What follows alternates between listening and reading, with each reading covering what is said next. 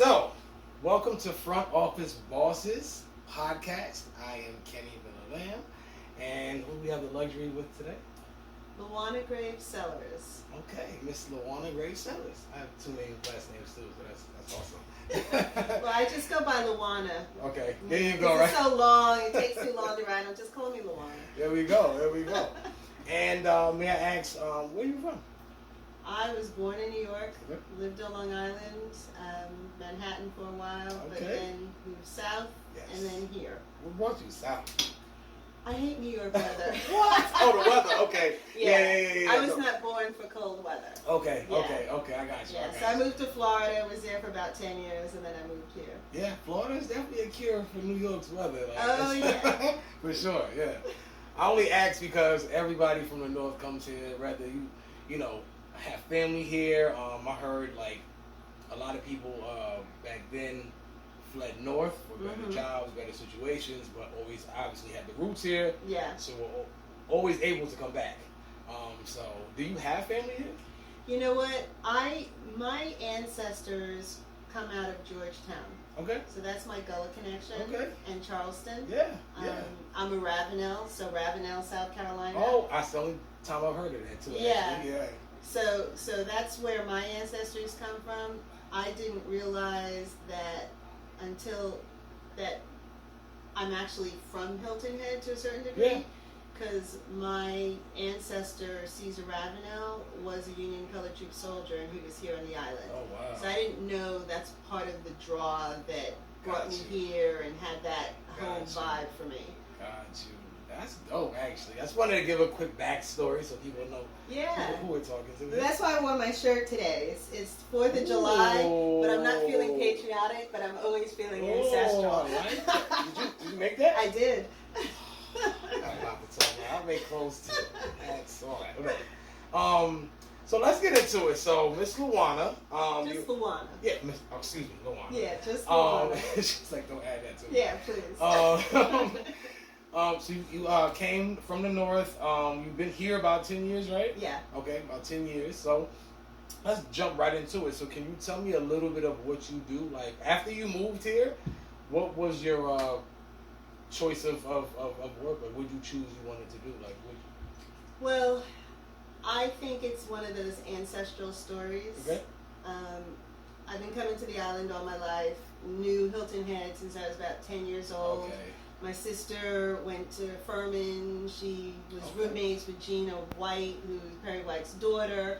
So we had that connection to the island. And my mother always was going to retire here. I always figured I'd be here eventually. But what happened was that my sister passed away.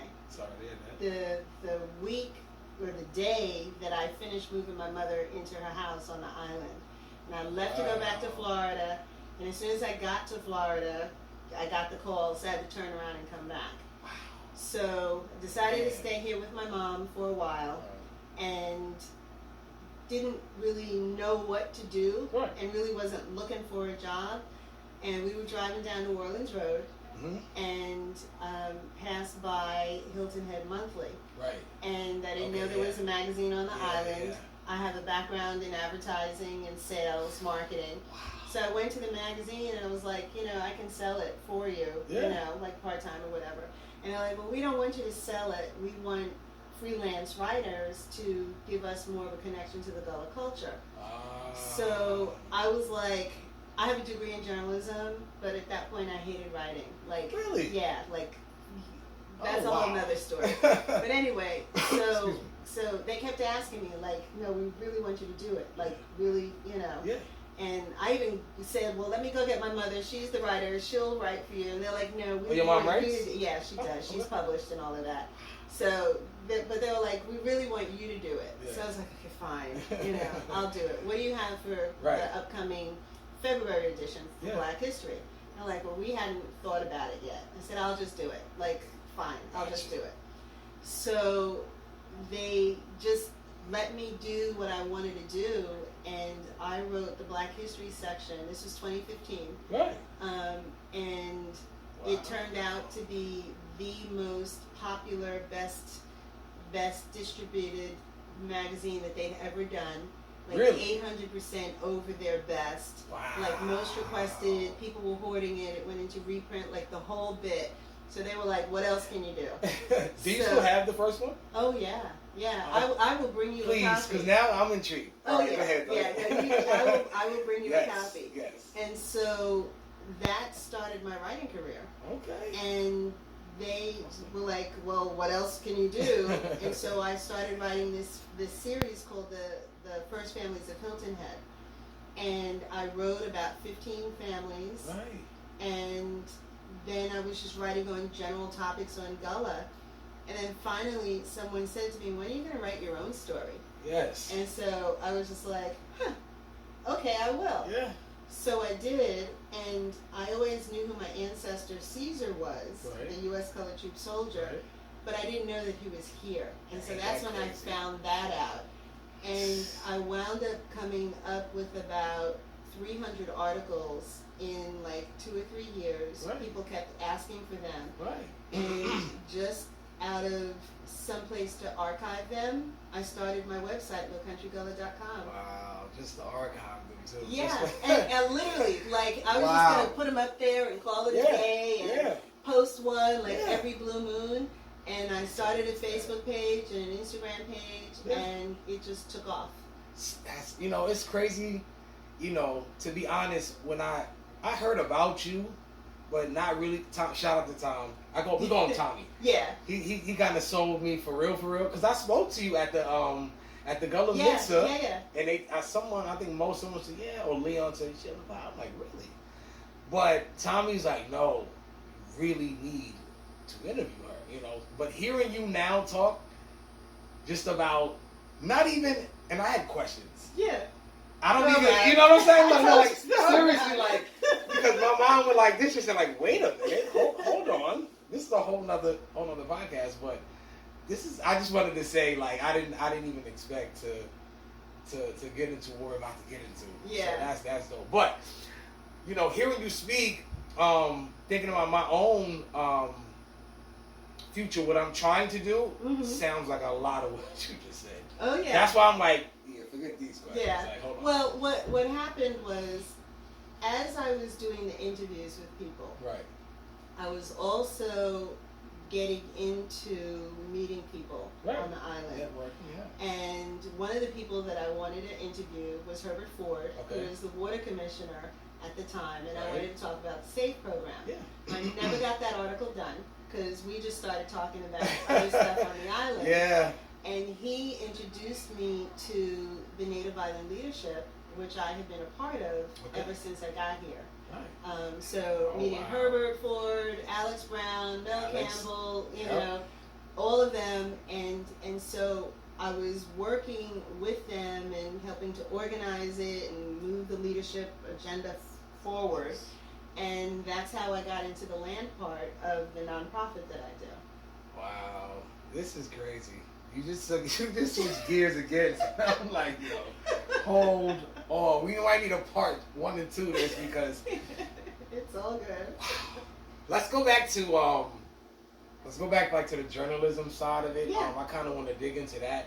You said so. You moved here originally from New York. You moved to Florida. Then came here. Right. Then you got a job at Hilton Head Monthly. They asked you to write something for them. You did. It was successful. They asked you to write more. How long did you end up working for them, like, total? Well, I was freelancing. Oh, okay. Excuse me. You did say that. Yeah, it's fine. I was freelancing, and I was doing sometimes up to 4 and 5 articles a month. Wow. That's why I got to 300 so quickly. So from like February of 2016 to like 2018. That's how long I was writing for them consistently. Wow. And then I got to the point where other people were starting to come to me and give me freelance assignments and some, things like that. So it became a thing. Now. Yeah. It just kind of grew into a thing from there. Okay. I mean, I never thought I'd be a writer. Like, if you asked me 15 years ago, like, would you ever be a writer? I'd be like, hell no. So, that's funny. So, I know you said, you didn't like writing per se. So my mother's an English teacher. Wow. Oh, okay. That's why. Okay. Yeah, that's the short version of that story. That summed up everything. I did a book report on the Pilgrims in 4th grade. And my mother's an English teacher. Yeah, she's like, y'all can fill in all the blanks from there. Yeah. So I hated writing. I can imagine it's anything you wrote. You passed that, like anything. Oh, high school this. Hey, mom, I'm gonna let me see. I didn't show her anything. I didn't even show her. I stopped. Oh man. But what I realized about the magazine and what made the difference is they didn't give me any parameters. They just said go. This is my next question. And that's what was awesome about it. And that's why I like writing now. There you go. I write the way that I want to. Because I was going to ask you being that you didn't kind of like writing, what made you want to continue? I was going to say maybe it was like you had some, not like that, but some sort of praise, like, oh my God, this is great. And they kind of like, not to be like stroked your ego a little, to make you be like, okay, you know what? But like you said, you had no parameters though. Yeah. Nothing to they didn't tell me what to write about. They didn't tell me how to write. Right. Matter of fact, they didn't even give me a word count for the first section. Oh, wow. And matter of fact, they never gave me a word count. And after the first one, I know they was like, look, whatever you want to do. The first section was 6 different articles and 8,500 words, which are long. You know, like at least 1,500 words per article. Yes. So, I mean, it was a lot. Whew. Man, I can't even imagine typing all of that, actually. Yeah. To be like, yeah. No, anyway. So from there, so you wrote for about 2 years, you said, right? About 2-3 years. About 2-3 years. Well, I've been writing ever since. Okay. Yeah.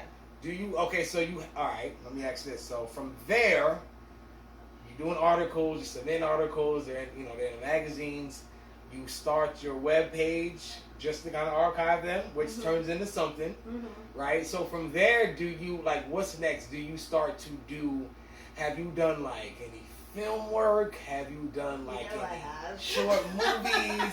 Because I want to do short films so bad.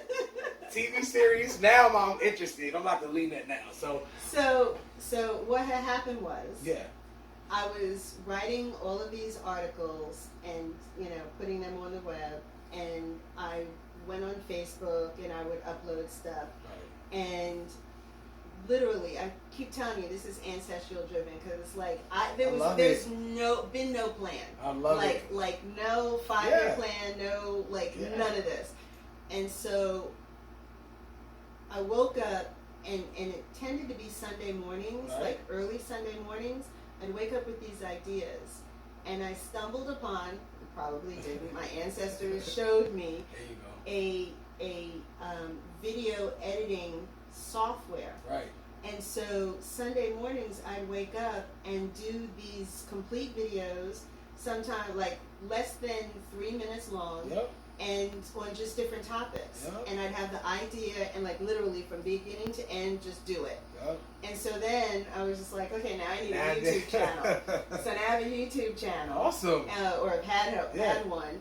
And then it was additional content that I could put on, on Instagram and Facebook.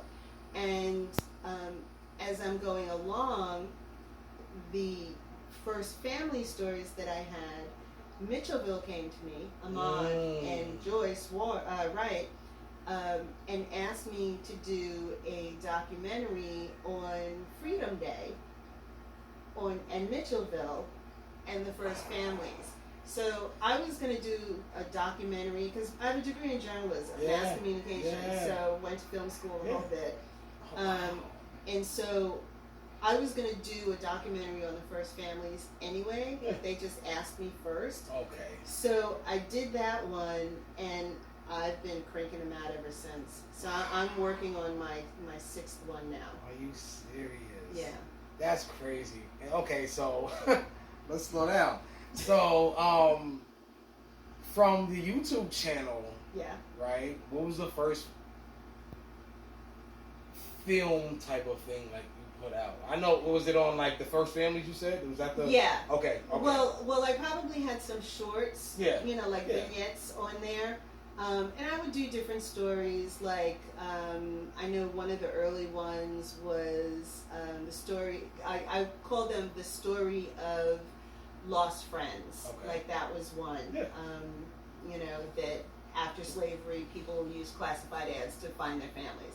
So did that. You know, and then I did one on Caesar. You know, his story, and I just had all of these like little content things that I was just putting up there. Yeah. And then the documentary, which is called Freedom Day, exploring the first families of Mitchellville. So that's on there if anybody wants to watch it. Yes. From that one, I did one on Juneteenth. Okay. Birth of Freedom. Okay. So that's on YouTube now. Then I started working on one on Seeking. What is it? Seeking, which is the Gullah tradition that like when you wanted to join the church once upon a time, like up until like 75 or so, you would have to, as a child, what they called seeking, which was wait for a word from God or a dream that would be given to God-given, that would be given to you from the ancestors or God, you know, however you want to call it.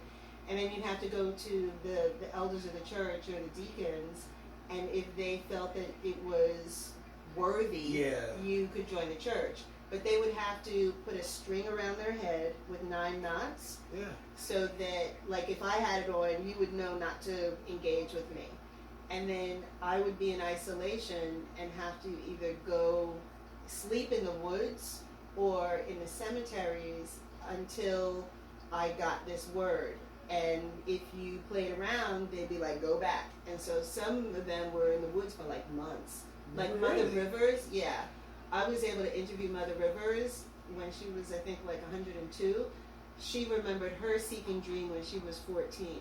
Wow. And lots of the elders have their seeking, you know, the memory of it, because it's that impactful to them. That's wild. I'm shout out Miss Cora. Miss Cora, I knew Miss Cora forever, but she was telling me about Mother Rivers. She was like, "Oh my God, if you could have interviewed her."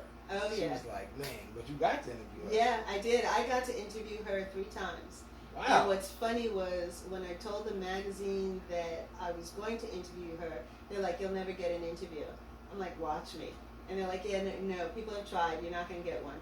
And so, CY, he was alive at the time, and I asked him if he would let me, you know, connect me. And so the day that I was in her living room, I'll never forget this, I'm sitting there waiting for her to come in, and she walks in the door and she looks me over, doesn't say anything, not hi, how you doing, nothing. So you're at my house. Yeah, she sits down, and CY is walking behind her, and she turns to him and she's just like, "Can I talk to her?" And he's like, "Yes, mother, you can talk to her." That's why I got, that's why I got it. Yep. That's why that can I talk to her? Was like, can I let loose? Can I talk to her? Exactly. Wow. Yeah. So awesome. that was the only reason why I got it, and I wound up doing 2 articles on her and the seeking. Wow. Yeah. And they told you you wouldn't get it. Oh yeah. But I was like, yeah, okay, whatever. I love when they tell what you want to believe. I love when they tell you you can't. I'm like, okay, it's cool. Yeah. That's awesome. So then after the seeking, I did Harriet Tubman. From the Railroad to a Spy, which is the one that's on PBS right now. You can Google it and you can watch it online right now. And then the newest one is the Colored Troops of the Civil War, Courage, Determination, Survival. And then I'm working on one right now called Finding Georgetown. Finding George, because that's where your people are from. That's where my people are from. Wow. Yeah. So I'm not going to lie to you. I'm kind of like taken aback right now. Again, because for people who don't know about the interview we're doing today, I came highly recommended. But again, like I said, it was on something else. But I feel like I'm in here with a celebrity right now. Part 2. It's definitely going to be on part 2. Okay, so PBS. So can you explain how that came about? Like how they sought you out, maybe how ancestry. I'm telling you, I need a shirt now. No, the ancestors literally shoved me down the road every single day. I believe that. I honestly believe that. When Harriet was done, I had Googled PBS, like, what are your submissions? Right. And they had shut down submissions nationally for like 2 years from the day. They were like, you know, no outsiders. Don't even look at us. Right. So it was just like, okay. And I was in Beaufort with my mother at the Gullah Festival. This is how like clear it is. And I had gone to get sandwiches for us, and I'm sitting at the light on 21 and 170 at that light, and I said to myself, I wonder what you have to do to get on the South Carolina station. So at the light, you said that out loud? In my head. I'm driving, you know. But I said, you know, so I searched it, an email. I was able to find an email, and I shot off a quick email to them. Hi, I'm a filmmaker. What do I need to do to get on the, get on your roster? Can I tell you? And that was like 3:00 in the afternoon. By 5:00, they responded. Wow. And they were like, well, send us a trailer and a description. Wow. So I sent them a trailer and a description. And they're like, send us the film. And like, all of this was a Friday. And by Monday, I had sent them the film. In 2 weeks, they took the film. Really? In 2 weeks. Went from not accepting any submissions. Well, this was local, not the national. Literally. The national was shut down. Okay. But the local was not. Okay. And it's been on PBS now for, I guess this is the 3rd year. And it just went national with PBS this past March, because it had been running on SCETV for all of these years. Yeah. And they liked it so much that they decided to be my sponsoring station to take me national. And that was this March. Please tell the people what's the name of it. And Harriet Tubman, From the Railroad to a Spy. Right. Yeah, it's streaming now, so if you want to watch it, you can watch it. Wow. That's amazing. Because I feel like on the island, it's not a lot of people, there's people who document what's going on, but a person like me, like I would like to take it on a bigger scale. Oh yeah. So people can really know, because people who don't live here or have a tourism traveling view of Hilton Head, they don't have like the history of it. So unless all my stories touch on Hilton Head, I love the Low Country. I love it. I love it. So the Harriet Tubman, that story is not only about her doing the Combie Raid, the Combie River Raid, which she saved, emancipated over 700 people off the Combie River, but it also talks about her time on Hilton Head. And everybody knows the railroad story, but most people don't know that she lived on the island for 8 months. You're not going to just steam past that. Okay, because I'm like, I'm like, what? Go ahead. Okay, so she lived on Hilton Head for like 8 months. That's why Mitchellville has the Harriet Tubman Road or Way or whatever. I thought it was just showing how much. No. She was in Mitchellville. She walked our soil. And she lived in Beaufort for 3 years. She had a really. What do you call it? Wow. The words are like a bed and breakfast. Okay. In Beaufort. Yeah. That the government let her run and sell to the soldiers so she could make money baking pies and selling root beer. Really? Yeah. In my mind, Harriet Tubman, and I'm not gonna say this sounds stupid. I just didn't know.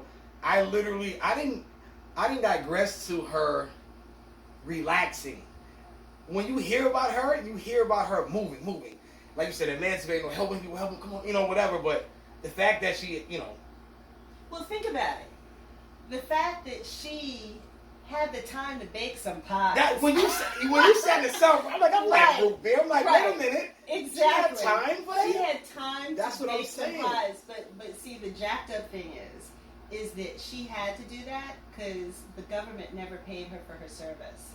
So as many years as she worked with the Army, and she was, I'm not going to tell the whole thing because you got to watch the documentary. You got to watch the documentary. But she was so powerful that the generals called her general. Wow. And there's a story of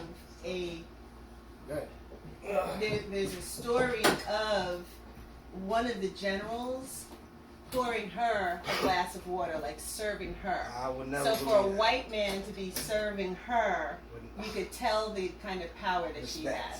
And respect, exactly. Like I just said, I literally thought that it was just a come and go. I need you. I'm on the move.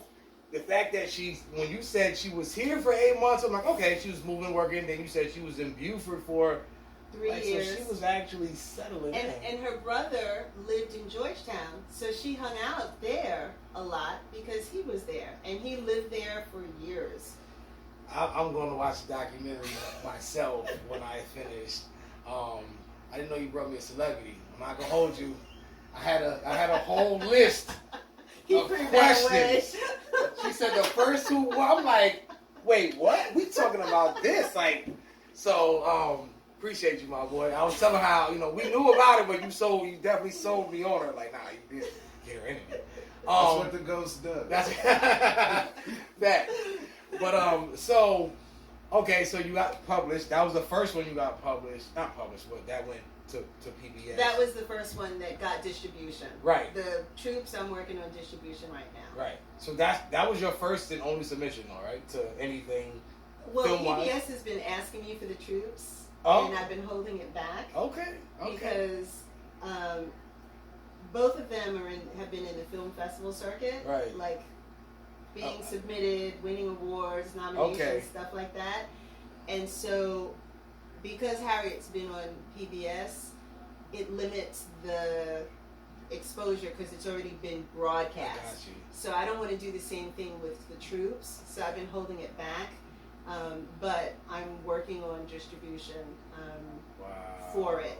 And truth be told, I think it'll have international distribution before it has domestic. I think so too. So so that's the film part of it. Have you written any books per se? I am writing a book right now. Your first book? My first book. People have been asking me for years and years and years to write a book. But I am literally working on that now. Awesome. My very, very good friend Sonia Griffin Evans, who the magazine introduced me to, they used her. She's a Gullah artist out of Buford. Okay. They used her images for my stories in the magazine. Awesome. And we have been besties ever since. And That's so dope. She lets me use her images. Yeah. She's internationally known. Like, Gugob's expensive for her original stuff. So we're writing a book together. Good. A coffee table book. Oh, that's awesome. That's what I wanted to know. I'm like, I heard about the film, or as you were saying, I'm like, I wonder if she has any books, or for the fact that you're writing your first book is kind of dope after you've done all the work with the film and the documentaries, and things like that. What else? Okay, so aside journalism, I do know that you're tapped into a few groups on the island. Mm-hmm. Could you touch on that as far as like what groups are you in and then what they're about, maybe? Well, I am the vice chair of the Native Island Leadership. Okay. And I pretty much have been for, I've stopped counting years. Yeah, we don't got to go there. They won't let me leave. Definitely. But that has been the kind of driving force for a lot of the things that I do. Yeah. Could you touch on what exactly like the Native Island Leadership Group is? Like what do you guys do? Out of African tradition, there was this village mentality, okay, where the elders were the leaders of the community. Right. And so that's how it's been here for generations as well. Right. So the elders and the leaders had been getting together forever and talking about the issues that are affecting the community. Awesome. And so we do that every month, once a month, second Monday of the month. And things like the 278 Project or workforce housing or the sewers and hydrants, you name it. Yeah. All of those kind of things is what the leadership deals with. And so, on one hand, I'm doing all of this educating and informing people about the culture through the writing I was doing. Right. But I knew early on I couldn't do the culture justice if I wasn't always taking care of the land too. That too. And so that's when, as Low Country Gullah is a nonprofit, and so out of that grew the Low Country Gullah Foundation, which is also a nonprofit. Okay. They kind of walk together. Yeah. But one tells the story and one protects the land. And so that's the other hat that I wear. Okay. Making sure that historic Gullah land is not lost because it's evaporating like water, and we need to protect it because the land is the greatest asset that we have. And if the land goes, the people go, and there goes the culture. And I know I don't need to tell you how strong and important our history and culture is here on the island. So every single rock, tree, pound of dirt that can be protected, that's what I'm trying to do. Oh, that's dope because as I think about Hilton Head only being like 12 miles long, it's not a lot of real estate. But they're building up so rapidly. Yeah. Like I can imagine if they, was to try to go down Mitchellville, had there not been I can't think of the organization that Lola and Sonia is on at the Mitchellville Freedom Park. Yeah, but what's the organization called? Mitchellville. Oh well, yeah. But had it not been for like that organization, and people would have sold or bought that, we would never know the history of Harriet Tubman as well. Or to be like, to fact check it. Like, no, it was right here. Like, yeah, whatever. We knew what the townhouses are. Like, you know what I mean? So that's dope that you're protecting both sides and telling the story. Well, here's the thing. Once upon a time, before the bridge was built, it was 3,500 acres that Gullah families owned on the island. Wow. Right? Today it's like 963. Wow. Yeah. So that's if crazy. It weren't for people like Tom Barnwell, who Preserving. started Mitchellville, and got the group together to protect and fight the town, to hold on to the land, and preserve the land, and protect the land. Wow. If it wasn't for things like that made the Gullah culture kind of come forward and be present in people's eyes. Let's say that didn't happen, and let's say that we weren't trying to protect the land. At the end of the day, the Gullah culture will just be a sign on some billboard that I would put up, or just like a museum, something like past tense. So that's why we need to protect it and preserve it as much as we can. Mitchellville is super important. When you go down there, you even kind of get a feel of something. The energy down there, you're like, okay. Oh, you can feel it. What happened that here? So again, the fact that you guys are protecting it and other places on the island is important. Again, we wouldn't know had it been taken away or had it been compromised to where like we could lose it. But we need, this is why part of why I do podcasts, we need more awareness, even to the younger people that's coming up in some of these groups and some of these organizations, to let them understand how important it is, to hold on to your land and the historic, values that come with it. We need more awareness. I was telling Thomas earlier, I'm like, it's very important that we get a media-based platform for the younger generation. So okay, like even people who watch my regular podcast, the fact that I'm even sitting down doing, interview with you, they're going to tune into that too. But that's what I want them to see, so they can go like, wait, what? Harriet Tubman was here. Wait, she writes book. Wait, what? Just to see someone who looks like us, to see someone who lives close to where we live. And I think it's important to, that everyone gets the recognition that they deserve. Because for me, growing up here, we didn't look to a lot of older people to guide us as far as about, our culture. Mm-hmm. It was very like over here. Yeah. You can look at it from afar. Now, like what's going on currently now, like I hear Mitchellville's name every week. You know what I mean, about something going on. They're doing this. So I think it's important. Oh yeah. What you guys are doing, seriously. And that's why I'm so excited about YGG. Mm-hmm. Because to me, and that was kind of why I started the website. Right. I wanted there to be some place where you or anybody in your generation could go and say, you know what? I just found the story of Mitchellville. Right. I just found the tradition of seeking. Right. Right. Like the language. Right. All of those different things that can be passed down. Because one of the things that I found, like, I grew up in New York, but I grew up Gullah. Right. I just didn't know what it was called. Okay. I didn't know why my grandmother only bought Carolina rice. I didn't know why she had a bottle tree in the bedroom. There you go. And she didn't even know what it was. Until I was just like one day, like, oh my gosh, it's right there. And my aunts would say that they were Geechee, but they never said what that was. Yeah.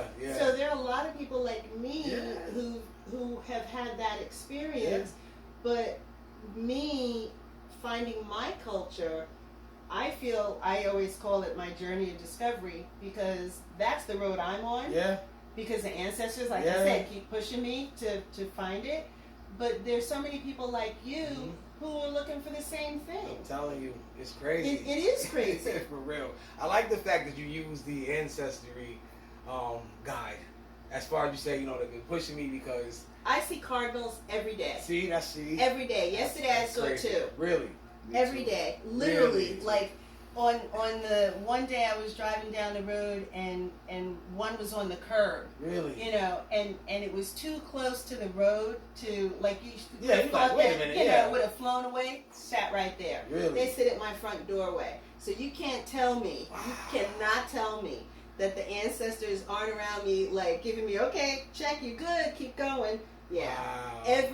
Every single day. That's every single day. And most of the stuff that I've written, that's awesome. The documentaries, I'll wake up some mornings, and my daughter hates it when I say this, but I'll wake up some mornings and literally vomit it out. Like I could be on the computer and within an hour have written like a whole thing or a documentary or a video or something, and I come back and clean it up later. I mean, it's just there. I've been searching for. I think I was telling bro earlier. I've been searching. And I've been telling my cousins like, for my purpose. It always comes back to something media. So I used to do music. Don't fight it. So I'm used to I used to I'm used to writing. I'm used to, like you said, sometimes I can sit there and whole verse will come like, oh man. That's how it is with the ideas of the media and the ideas of what I want to do with it. Mm-hmm. And sometimes I'm like, where did this just come from? And I can feel it, like I know exactly how it looks, how it should, what I'm going to, okay, you know what, because this needs to be. So to hear you keep saying that, I keep resonating with it, like, man, that's really what I did Freedom Day, 90 days. Really? 90 days. And it's 45 minutes. I don't know how I did it. Wow. Juneteenth, I did it in about 40 days, 30 to 40 days. Harriet Tubman, I was about to do it in 3 or 4 months. And the funny thing was, I was working on Juneteenth, and I was working on Harriet Tubman at the same time. Wow. How crazy I am, right? And I was shot. When you look at the documentary, you'll see Cora Miller. Right. She's my Harriet in the documentary. I shot that Memorial Day weekend, right? So end of May. And I was trying to get Juneteenth done by Juneteenth. Yeah, of course. And the Harriet Tubman by June 2nd, which is the anniversary of the raid. And my daughter says to me, Ma, no one cares about the anniversary of the Coffee River raid. Like, you don't have to finish this by June 2nd. But I was, in my head, I'm like trying to crank it out. I want people to know this. So, right. So I finished the Juneteenth by Juneteenth, right. And that's when Biden made it into a holiday. Yeah, had to turn around and go back into it to add that part. Yeah. But the Harriet, I said, I'm really, really going to take my time with it. Yeah. And Harriet, I took closer to 8 months to do it with all of the editing and everything. And since then, like the troops, at a year and a half, like I've started pacing myself because obviously I'm doing other things too. And that's what I think I have to learn. I'm very impatient about certain things. Once I see the vision and how it's supposed to look, I'm like, let's make it now. Yeah. Because I want to do something else. I want to do the troops. I want to do let's finish this because I got to. But hearing you say, hey, 3 months, 45 as long as days. you got the foundation done, then you can, like Georgetown, right. Finding Georgetown, it's all right here. Right. And I was starting to rush it, and then in my head, someone said, just pace yourself. Right. Pace yourself. So I've stepped back because I wanted to work on the distribution, the festival, film festivals, and all of that. So I was just like, I don't want it to be fast and dirty. No. I want it to be the way I want it to come out. Yes. And so, but it, like, the day that I sit down to, like, really, like, vomit it out, it's gonna be that. It's there. Okay. It's there. So, all right. So this was just floating in my head just now. So we've done write-ups, we've done freelance write-ups, we've done documentaries, we've done writing our first book. We had a film accepted by PBS. Mm-hmm. When's the movie? When's the movie? They can't stop there. Well, you know what? Like, it's funny you say that. Yeah. Because what had happened was, I did start writing a movie. Okay. But I stepped away from it. But I might come back to it. But doing a documentary and doing a movie are two totally different things. Yeah. And I'm actually intimidated about doing it. Yeah. No way. So no, I am because doing a film is such a beast. Like I said, I can crank out a documentary in like a good couple of months if I wanted to. A film, you can't. You can't do that. Yeah. But I have met so many good filmmakers through the film festivals that I'm going to that I'm in my mind. That's why I said. Yeah.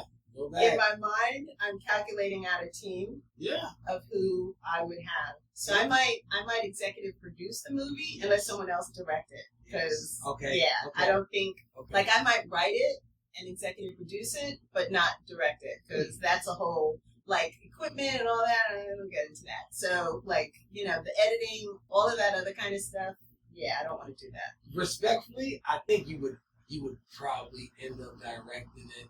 If you like me, I couldn't quietly sit in the back. What? That's what you're saying. That's what I mean. You were like, you know what? I got it. Let me.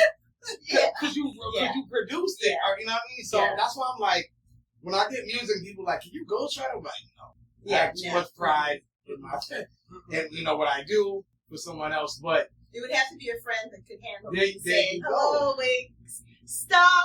Right. That's what I'm saying. Yeah. So one of my things is, I so desperately want to do a movie, but I want to start with, because I watch a bunch of short films. Mm-hmm. Watch a bunch of award-winning. But I wouldn't want to do a short. I can't. Yeah. I don't have a short in me. I say that because short films. Okay, so I want to do films, movies, of course, but I also would like to do series. Yeah. Like a TV series, and that's what short films in my mind turns into. You can start it with a 3-part short film, which would turn into It's so funny you're saying that, because the film that I had in my head, the friend that I had talked to that does films was just like, we could just make this into a series. Yes. Because it takes the pressure off. Of getting it done right now. That's why I was like, I gotta get the book out first. I gotta get this Georgetown out. Yeah. It's like, but like on my list, The reason why I asked is because hearing, we were speaking close to an hour, but hearing the things that you've done already, in my mind, I'm like, okay, but where's the movie? Yeah. Like, sorry about that. I'm like, at what point, like, she should probably have a movie. Yeah. Like, so that's why I was like, it's like right here in the back of my head, Yeah. Like, it's pushing through my brain, but I've got a couple of things that, like the book. Yeah. I mean, we're talking 5-6 years. People have been like, where is it? Where is it? Where is it? So because I mean, if someone was to read your articles and see your documentaries, they have those questions like, hey, movie. Has she done a movie yet? You know what I mean? So that's the reason why I'm listening to what you're saying, and I'm like, yeah, what's next? I want to know what's next. So that's why, no disrespect. No, not take it. Not take it. I mean, between everything else in the podcast, it's like, my plate is piled up to here. Yeah. And, stuff is sometimes rolling down a little mountain. What do you speak on your podcast? I stay in my Gullah lane. Okay. I just stay in my Gullah lane. So anything Gullah, slavery, music, entertainment, like I was telling you, I was editing before I got here. The podcast that I'm editing is with a friend who's writing a poetry book, but some of his poems are on the Door of No Return in Ghana and his experience in Ghana and like the slave river where they washed you. So stuff like that. We go deep, but the impact of being who you are and learning what you discover about yourself and your culture. Right. That's what we talk about. Right. So history, tradition, culture, and all of that. And I'm glad you stay in that lane. Like me, on my podcast, we talk about a number of things, but to have you just dedicated to that is important, actually. Because we may speak about it 40 minutes on here, 30 minutes on my regular podcast, but you may not hear it again until I do an interview like this. Yeah. The fact that your interview is I'm like, I like laser focused. My writing, everything. And people ask me to write for other things. I'm like, I don't want to. That's what's like up. I don't have it in me to do anything other than that because I'm learning. Yeah.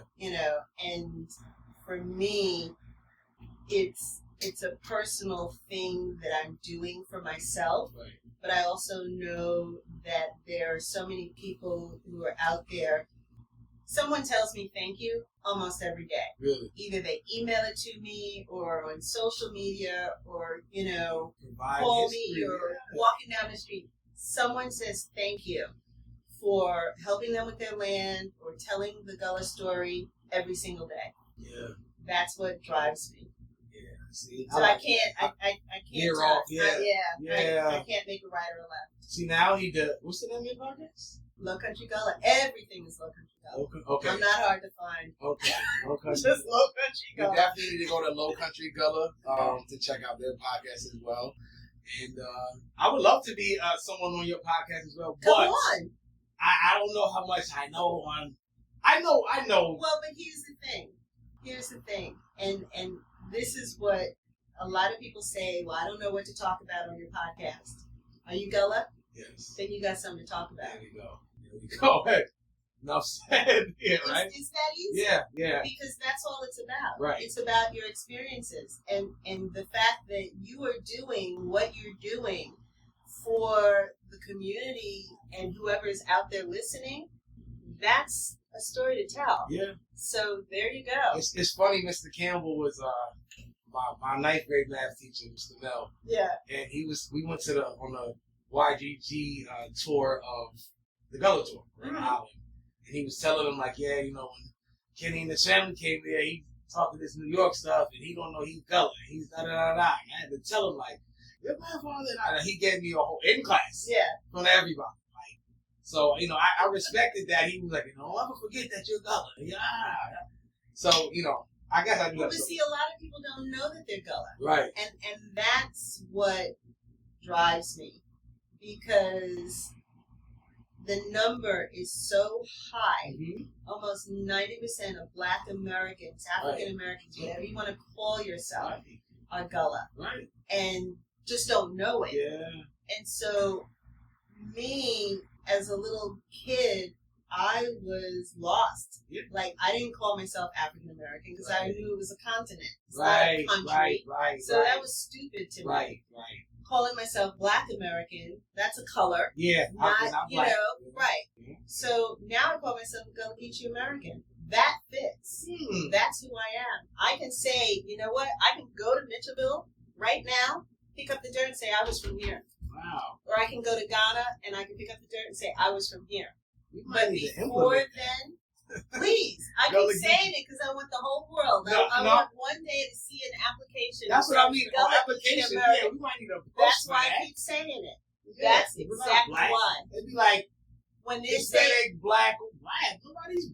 Whenever there's an other, I fill in other. I do that too, just to be funny. Just so when they call me up, like, so what are you? Then you get to explain. Well, I'm Geechee. Exactly. You know what I mean? Exactly. I think it should be a thing because that's tangible. That's that nice. That to me is something that I can touch and I can hold on to, and I can say that is who I am. Yes. Everything else is garbage. Yes. It's garbage. It's what we were taught. It was what we were led to believe. Yeah. But that's not who we are and what we are. Yeah. Like I heard Jamaicans were. I heard that was like, I know it's patois for them, but I heard that was like the deepest Geechee you can get. Let me tell you That's what I heard. It was like, they're the deepest you can get. Let me tell you something. I just came back from Barbados. Right. Did a conference there. You're on tour, I see. You don't even know, I've been blowing up my passport. Okay. So, just came back from Barbados. Barbados is a straight shot from Ghana. Right. So all the slave ships stopped in Barbados first. Okay. Then they went to Jamaica, they went to Trinidad, they went to all these places, then they came here. Okay?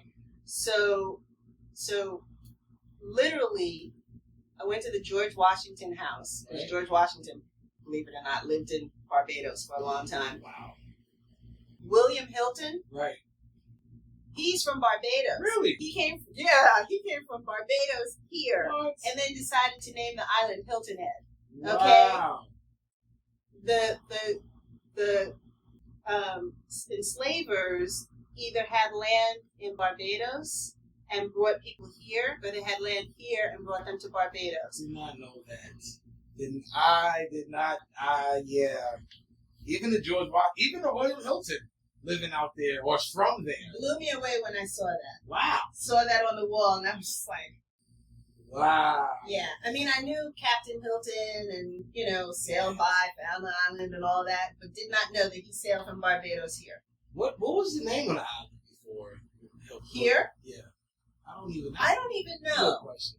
I don't know. I think it probably had an Indian name like Fusky or Edisto, one of those, the Yamasi Indians were here, the Creeks. So, probably had an Indian name, but of course it was lost until Hilton got here. Right. So. And that's funny because as I got older and, you would travel out to Beaufort or, Yami, like Edisto, you notice all this Indian, like, wait a minute. Mm-hmm. Kusahatchee. I'm like, wait a minute. Yep. This is all, and then that's when my adult brain would kick in. Like, man, that's it. We actually live with, I heard there's like maybe 12, 15, 20 copies or different copies of the United States map. It's more than that. But the original was supposed to cost some thousands of dollars, but I remember it said, it wasn't, of course, United States, it said Indies and then West Indies on the bottom. Like, the West Indies is still called West Indies, but they changed the name, even of United States, but they said the original, it was like this Indian name. Mm-hmm. It was just called Indies. Mm-hmm. And then West Indies, you know what I mean? But until the British came. Yeah. And, started snapping up land and changing things to the Carolinas and Georgia and all that stuff. See, we need a documentary on that. Cause that's the thing. It's a lot we don't Yep. Oh man, it's a lot. It's not even that. It's a lot we don't care about. Yeah. Care to know. Yeah. If it's not in your, if it doesn't affect your everyday, routine. You're like, I don't care about what he did, and he changed the name, or he was from here, and da. Because that, I don't know. But to me, I want to know everything now. Like now, I'm like, I want to know like where I live, what's going on, like why is it this? Because once you figure that out, you can kind of change not change who you are, but once you know the history, like, okay, well, I want to start living in that, or doing that, or as my ancestors did, or, Once you know who you are, you have pride in who you are. So that's what, exactly. You have pride in where you came from. Exactly. Exactly. You look at your life differently. When I went to Ghana last year, I always knew, they're African kings and kingdoms and all of that. But I was literally able to see some and see the respect that they get and the culture and the traditions that are still going on today surrounding the royal families. Yes, that's what that see. So when you look at your life and your legacy that you've inherited from your ancestors, to know that that's how they were and that's where I came from. You embody that. Your lens. Yeah. Look, your world. Yeah. Don't tell me anything. I'm telling you. Don't mess with me because I got royal blood. That's what I'm saying. I got royal blood. And that's why I believe a lot of the powers to be kept us so down, because had I tell you who exactly your ancestors were, totally, you would think different. You would move different. You would embody that, like, we are kings and queens. Exactly. Well, where do you think the Romans and the Greeks got all their knowledge from? See, now we see. They went to Africa and sat like little kids in the classroom learning from us. Now to one that's crazy. I didn't know that per se. Aristophanes and Plato, all of those guys. Yeah. Wow. And there was no such thing as a 4-year degree. Exactly. You went to school for your life. Right. Wow. Yeah. There was no PhD that you get in 8 years. Wow. You studied under the master for life. You studied under Imhotep for life. Right. Okay. You know what I mean? To learn how to the cubits and how to lay out. That makes sense. But they just stole it. Yeah. They just stole it and said it's mine. I mean, what else is there? Yeah.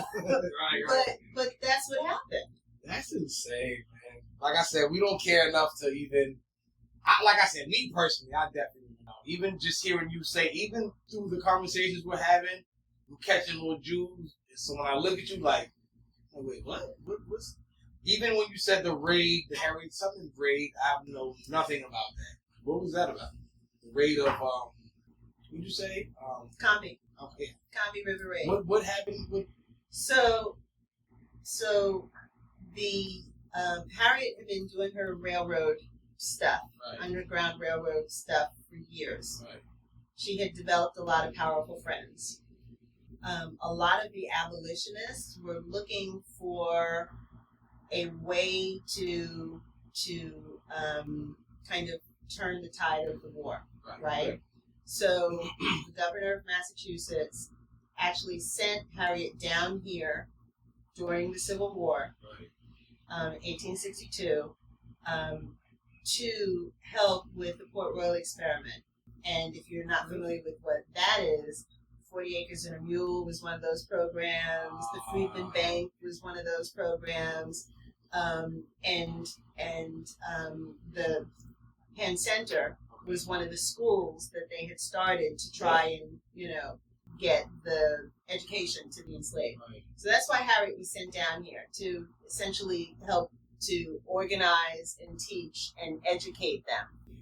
But because she was so good at surveillance and being like a chameleon who could blend in with the enslaved people and hide in plain sight, the Union Army needed her to be able to use those skills. So she had 9 scouts, 9 men who would literally re-enslave themselves and And like, you know, if you're the if you're the Confederate general, I'll pour you some water. I'm listening. Yeah. So they would map out stuff and help the Union Army. That's why she was so powerful, because she could get information that the Union Army couldn't have gotten any other way. I think your documentary, no, seriously, because I'm just listening. Yeah, I'm definitely going to share this and even talk about it again, because I had one view of her. Like helping slaves, but only in the way of the Underground Railroad, that kind of perspective of it. But hearing what you're saying as far as the governor sent her down, like that's a whole nother. I gotta watch that. When I was writing it, well, first of all, the reason why I did Harriet, she's always been my shero. Yeah. But I was waiting for the Harriet Tubman movie to come out. Right. I was so excited. I was so geeked. I was like, I can't wait. When I saw it, I was disappointed. Yeah. Because I knew about the raid. This is Bosch. And sorry, go ahead. Right. Yeah. And so when I was doing the documentary, everybody knows the railroad story. Mm-hmm. So I talked about the railroad story for maybe 3 minutes. That's what I'm saying, yeah. The rest of the time, the other 53 minutes is everything else she did. Yes. So when you watch the documentary, you're going to walk away with easily, without me even making a mental list, 15 things that you're going to be like, oh shit, she did that? Like, oh my, like, I can't believe that she did this. And so, and that was my point, because when I saw the Harriet Tubman movie, they didn't really talk about her being on Hilton Head. They mentioned the Combahee River Raid for like 30 seconds, and that was it. Yeah. But the Combahee River Raid was the largest emancipation event of the Civil War. See? Like, no one else freed that many people. And then when she went to Florida, when the Army, she was the first Black woman to be embedded with the Union Army. Yeah. So she traveled with them. She could go wherever they were. She had passes to be like, I'm coming. That kind of attitude. So when they got to Jacksonville, her team got them in so easily that the Army didn't even have to fire a bullet in order to take over Jacksonville. Wow. That's how good she was. Wow. So let me ask this. It may be because I'm in my mind, like, did this happen? Her freeing the slaves, did that happen after? Let me say. It was June 2nd, 1863. Okay. So it's 2 years before the end of the war, the Civil War. But okay, so how did she get like no? Because so in my mind, I'm like, she did all of this on her own, and then like she's been doing this, making sure everybody was good, and then people like the governors was like, okay, since you've been doing all of this on your own, prior to all of this, we're just gonna have you, or like, was she recruited by the government kind of thing, and then started freeing people? Like, did she do it on her own, and then people was like, hey, roll with us? So I know I messed up. No, you're good. The governor and a lot of the abolitionists knew her strengths. Okay. And they relied on her. And so you've heard of the John Brown, the raid on Harper's Ferry? Oh. Okay. So it's really the big raid that kind of was part of the catalyst into the Civil War. Right. Okay, because John Brown was a white guy. Right. He was an abolitionist, and he was just like, screw this. Yeah. I'm going to start blowing some stuff up until people pay attention. Right. Okay? John Brown, Harriet Tubman, and Frederick Douglass were best friends. Really? Yeah. So when John Brown was planning his raid on Harper's Ferry, it's in Virginia, when he was planning it, she and Frederick Douglass were there. Wow. She was supposed to go on the raid, but she got sick the night before. That was God. Wow. And so she didn't go on the raid, but she helped plan that raid. And if it wasn't for her and her strategic input, the raid failed. Yeah. They wound up hanging him, because, So that's why it was God saying, I have more things for you to do. Don't go on this raid. But she had friends like that. And so from there, and that was early in, 1861, I think it was, that was early in the war. And that's when they were like, you know what, you need to go down. Because I don't know if you know, but Hilton Head was the headquarters of the South for the Union Army. So all of the strategic planning and raids that came out of the South came out of Hilton Head. They were planned out of here. Wow. That's why she was sent here. So from here, they went north and west and south to do all of their military missions. And that's why she was brought here, because all of the major generals, for Sherman, all of those, Montgomery, they were all here on this island. Man, you just feel, oh my gosh. And that's why with the Civil War soldiers, the colored troops, a lot of the troops were the regiments were formed here. That's why I was saying my ancestor was one of those that was on the troops. Yeah. Wow. Yeah, you did say that earlier. Yeah, that's why it all comes together for me. That's crazy. I had a whole nother view of Harriet Tubman. I'm so serious. I thought she was just a breakaway. Nope. Move in on her own. Was like, nope. Hey. Nope. You know what I mean? Like, I swear. No. She, when the flotilla of ships were going down the Columbia River, she was on the top deck with Colonel Montgomery, who was in charge. Wow, man. This is why, because in my mind, I'm like, she's been recognized so highly. Yep. Now it makes sense. Like, it can't just be because she was, I didn't know she was that respected and sought out. Yeah. To help even, wow, that's crazy. I gotta watch the doc. I'm gonna tell Corey too. We gotta watch the documentary. I bet he didn't know that too.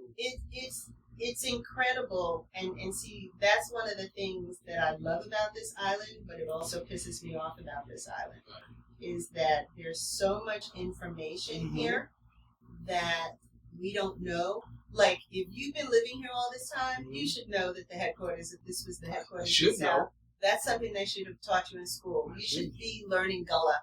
Yeah. There should be a Gullah curriculum. There should be a sign at the front of the bridge saying this is welcome to a Gullah island. That's one of my pet peeves that I keep bringing up to wherever. They got everything else. The Shriners, the Shriners and the Rotary Clubs here. I don't care. I don't care. Tell me something real. Yeah. Instead of that sign, rip that down and put up a Gullah sign. Because there are people who come here. I worked at Timeshare for like 12, 13 years. And the guests would ask me, like, the historical things they heard. Like, where is we're going on the Gullah tour tomorrow too. And so there's a hunger for it. So a sign would be awesome. Just out of respect. But the fact that people come here, I see Mr. Campbell's tour thing every day. Like, giving tours every day. Like, people want to know about it. Yep. So why not, like you said, the sign that you should push for that. Seriously. Oh, let me tell you something. When Alan Perry, before he ran, I said there is one thing. I'm going to nag the hell out of him. That's it. Yeah. And I just reminded him 3 weeks ago. Yes. Yeah, 3 weeks ago, I was like, why can't you just put up a sign? Like, why is it so hard? Yeah. Just put up a sign. You put up a sign down to Mitchellville, put up a sign at the foot of the bridge. See, Mitchellville, not everyone, you have to see that coming out. Not everyone has to see Mitchellville. Home of Mitchellville. Right. Okay. The first town for freedmen in America. Yeah. Period. Yeah. Gullah Island, home of Mitchellville. Yeah. Yeah. Just do it. Yeah. Yeah. See, it's not a conflict. They're known for resort, beaches, golf, restaurant type of thing. Then take all the daggone Gullah signs down in the chambers in town hall. That's what I say. Why do you have them up? Right. Why do you have them up? What's the point of having all these signs up and you're not recognizing the culture the way that? Because don't you still get as I see, I don't even want to go on that route, but yeah. You see, you found a hot button for me. Yeah. I think that's something that's very. It's not that hard to do. That should be very doable. But again, the conflict. Exactly. See, put that on your to-do list. It should be very doable. Because we need it. We need more records. Again, it's only 12 miles. Yep. You know what I mean? So whatever needs to be at the forefront needs to be in the forefront. Yep. For people to know. It's not that big. You know, but yeah, that's something. You just sparked something for me just now as far as. Why not? It's like, just why? That's crazy. I just don't understand why. Yeah. They're trying to hide us too back here, which is, we can't have that happen. But anyway, moving along, you know, before because we can get stuck there all day. So the NIL, that's the only group you're in? Yeah. Okay. I used to be in the You're not in? No. I don't know why I thought you were in for some reason. Well, as it's funny, people used to think that I worked for NIPCA, I was executive director, I'm on the board. I'm just active enough in Gullah stuff that people just kind of peg me into stuff. Gotcha. But like I used to be on the Greater Island Council, you know, I used to do a lot of stuff for NIPCA. Yeah. Used to be on the board of the Coastal Discovery. I am on the board of the Heritage Library. Okay. So you know, I mean, I'm in stuff, but Low Country Gullah is where my heart and soul is. Okay. So Okay. Yeah. Well, again, I didn't expect a lot of this in this interview today. I really didn't. I think it turned in. Look, we'll blame it on the ancestors. Said we needed to speak on everything we needed to speak on here today. Our questions wasn't as exciting. They were very, very generic. You know, what made you da da da? And I think what we spoke about today, to me, on my younger platform, is very, very important. Even the way I'm editing and sharing is, you're gonna know about everything we spoke about here. But I definitely would like to have you on a lot more seriously. Call me. You know how to find me. You have my cell. Trust me, if I can be here, I'll do it. Yeah, even do you indulge in just generic topics like our other podcasts we talk about? Absolutely. Oh, okay. And it's tasteful. It's not raunchy. It's not. I can hang. Trust okay. me. I used to let me put it this way. I used to work for Luke Records. What? Artist. Yeah, I used to do artist management. Really? So trust me. Wow, that's crazy. That's crazy. That you can take me that I haven't even seen or talked about or whatever. Yeah. I worked in the music business for I don't know, almost 10 years when I was in New York. What? So, yeah. So, wow, man, this is. I can hang. I told her. I said, even this interview has to be, because I got to get these questions on part 2 and 3 with her, because it's not a lot. Oh man, we're not gonna give them everything in one thing. Anyway. It's all good. It's all. But good. we do podcasts, and we'll talk about that off camera. Yeah. We do it Saturdays, roughly at 9 Black people time, 9:30ish, whatever. Sometimes early, but we had a female on there. Shout out Sister, just living her best life right now. And I was on my hiatus for a year or so, and I just started back up. But we would love the female perspective. At one point they would say "Oh, it's just the guys up there, and they're just giving a guy perspective." You know what I mean? So we would love a female perspective up here. If you are free at times, I'll call you beforehand. Call me. Yeah. Call me, let me know. Yeah, I'm totally good. We talk about we talk intellectual things, mostly. Yeah. Like I said, it's not hey, what about, did you hear about Taylor? No, we talk about the things we need to speak about. But like I said, I would love to have you on there. Absolutely. You are. Absolutely. I got a lot of music business stories I could share. That are Diddy-esque. Ooh, I got a new thing, Diddy-esque? It is now. Coined. I'm a writer. I can you make up can my do own it. words. That's a fact. I do that all the time. So now when I was doing music, just to rhyme with the next. Look, I make up my own words. I like that. There you go. But again, you can take the Gullah Geechee American and the Diddy S. There you go. Nah, the Gullah Geechee American is one. We're gonna push with your name behind that. I'm gonna start writing that down, like for real, like. Yeah, I mean it's You're not gonna tell me I'm not that. Exactly. Like seriously. Don't put me in a box. Yeah, Don't put me in a box. I like it. I love it. But Ghost, do you have any other questions? Do you? Yeah. I think the Ghost is good. I will edit the time I didn't say Ghost too. By the way, do you have anything you would like for people to know, or rather about your business or what you have going on? Do you have anything up and coming? Do you have any future plans that we didn't see? Well, I told you I'm going to Ghana. Yes. So I'm really excited about that. Looking. How about a documentary over there? I'm filming when I get there. I I filmed the last time, and the videographer is going to meet me there. We're going to the slave dungeons, Slave River, and I'm going to record all of that. I'm going next year. Listen. Yeah, I've already talked to him into going. I might go again. I mean, that's how powerful and like. I gotta look at you guys. I gotta get my passport. You guys know I'm going to Ghana. And I didn't even get it the other night. I told you I'm going to get it. I need to just go ahead and stop playing. Everybody needs a passport. But Seriously. every black person needs to go to Africa. I want to go. Everybody. Because until... And this is obviously a conversation for another time. And we can do that.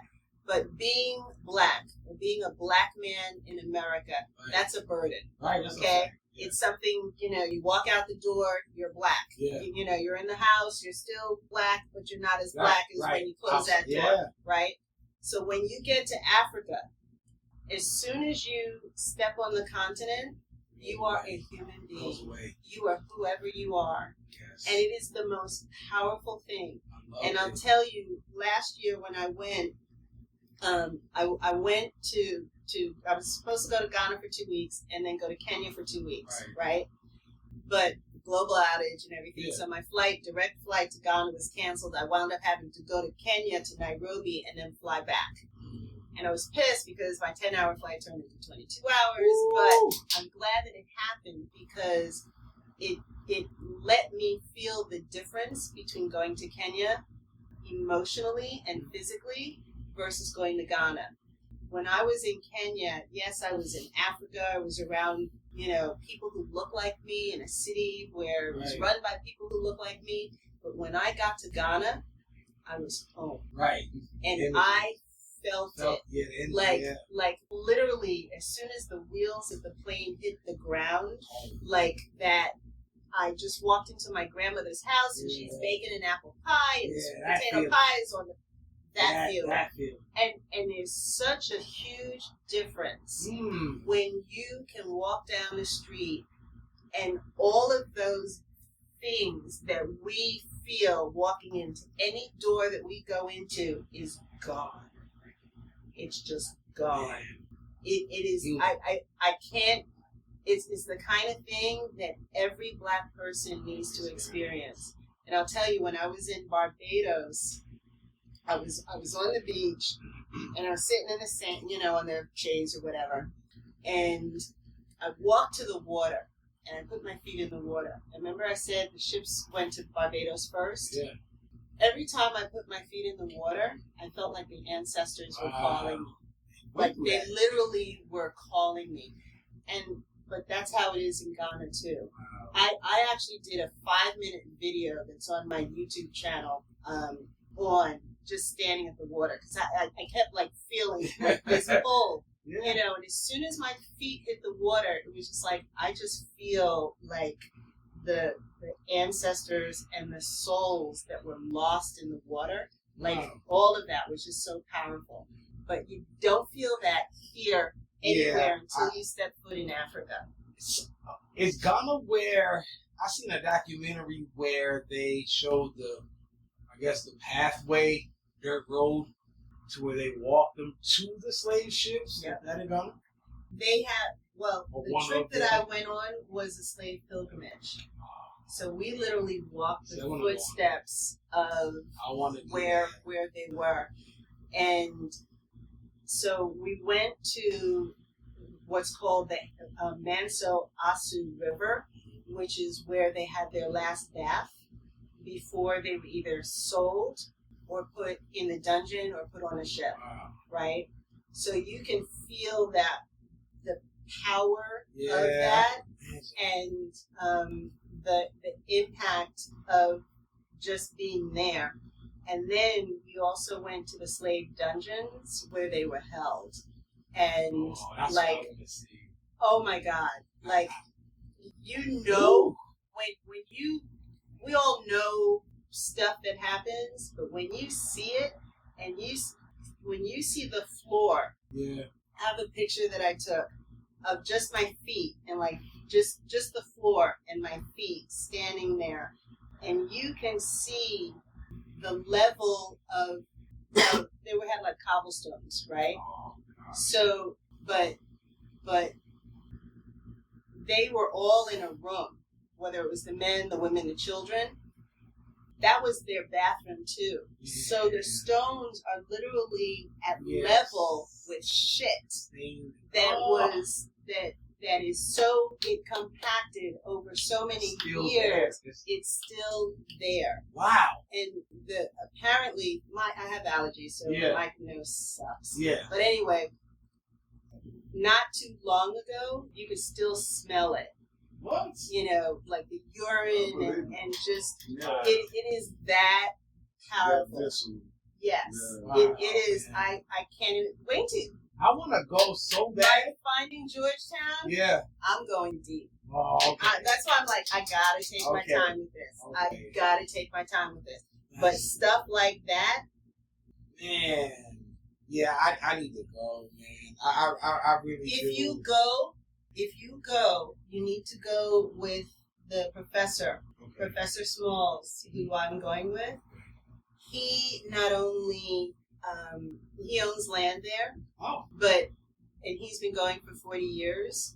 But he's also like connected. Yeah. So he's taking us places and telling us things and doing stuff. Your regular tour is not doing. Like, he took us to a king's house who gave us names. So I have an African name that was I gotta go now. Gotta give my African name. Me by the king of Takrady. It's Nana Nyakoa. Wow. And we had lunch at his house. Like, that's the kind of stuff that you're not going. You know, like we went. He spoke while we were there at 2 different events. You don't identify as that in the States? I do. I do. It's on my email. It's on my email signature. I would definitely adopt that. Like, excuse me, my name is. Well, I've been trying to figure out how to do it. If I, like I told you earlier, I just go by Luana, the grave sellers, or whatever. So I don't know if I should say Luana Nana Nyakoa or Nana Nyakoa Luana, and I'm going back, which means they're going to give me another name. Oh, so then I'm gonna. Well, it's part of. It's no. They've already said that we're having a naming ceremony. So and most African people have more than 2 names. Yeah. So I'm like, screw it, I'll take a name. You know. So. Once I get this one, then I'll figure out how I'm gonna incorporate it. Yeah. I went on a tour in Charleston, James Island. Mm-hmm. They had like this compound of slave quarters, and I got pictures. I got to see. They had one shack that was a kitchen. Mm-hmm. They didn't have this. Like, it wasn't like a kitchen in a room. Like, this one house was just that. And the next house was sleeping quarters, and the next house. But we went in I hate the big house, the White House. I never go in those. Listen, they was like, do you want to go up? I'm like, no. First of all, it took everything in me. Like, the person I went with, they were like, just come on, let's go. I'm like, I don't want to go in it. I went in there. I didn't go upstairs to any of the rooms. I just went, and I went on the back porch, and it looked like 18 something. Like, this big wraparound porch, Yeah. big ass field, and you just like felt like, oh shit, like this is wow. But I heard they changed or was supposed to change the terminology, and it never clicked to me neither. Of the bedrooms, like you're supposed to not be able to say master bedroom anymore. Like it never like clicked. Like this was the master's. He had the biggest room. Yeah. And this is the master bedroom. Yeah. But they're supposed to like, I don't know when, but they were supposed to like. I've heard that. Yeah. I've seen like real estate listings that don't name it master. Yeah. But I'm like you. I plantation hop whenever I can. Yeah. So I try and go to as many as I can. And I refuse to go in the big house. I know what you mean. And it pisses me off when they're like, oh, you know, they were so successful and they made all of this money. And I'm like, off the backs of my ancestors. Like, you know, I'm not impressed that you made this money and you got this beautiful couch or whatever. Right. Because, you know, you were some nasty man who was beating people. Right. Like, you know. I thought it was me who didn't want to just go in there. I'm like, I walked through. I have to send you my newsletter. Please. I did 2 newsletters. One on plantations. Right.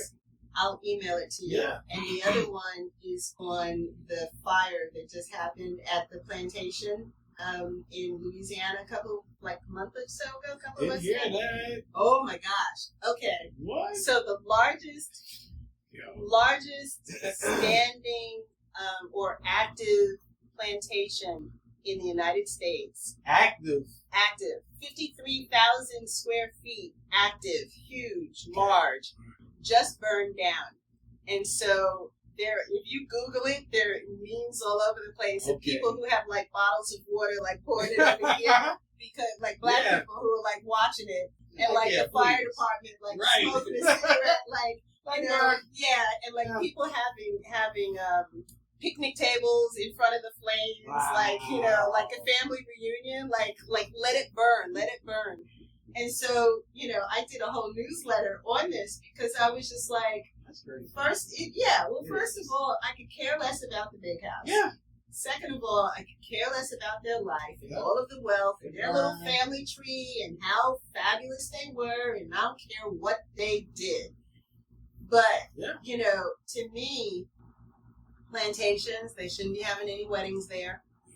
They shouldn't be, you know, like having, this one was a bed and breakfast.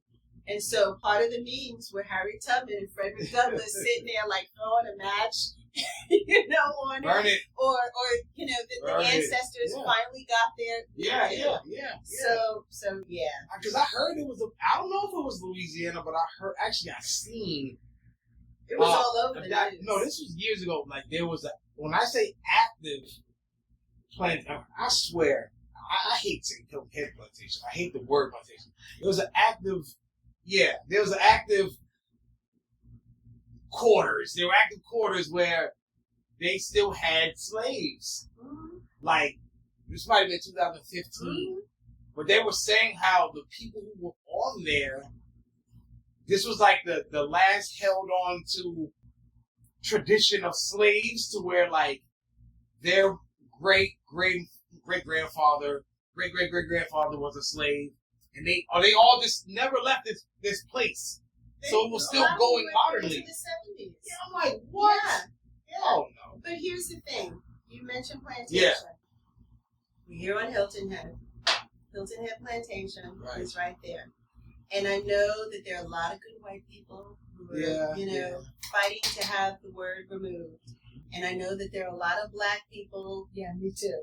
A little violence with, and I know, trust me, I've been on enough plantations to feel the pain and to see the quarters that. I don't like the word. What size is this room? About just under 10 by 10, right? This is 14 by something.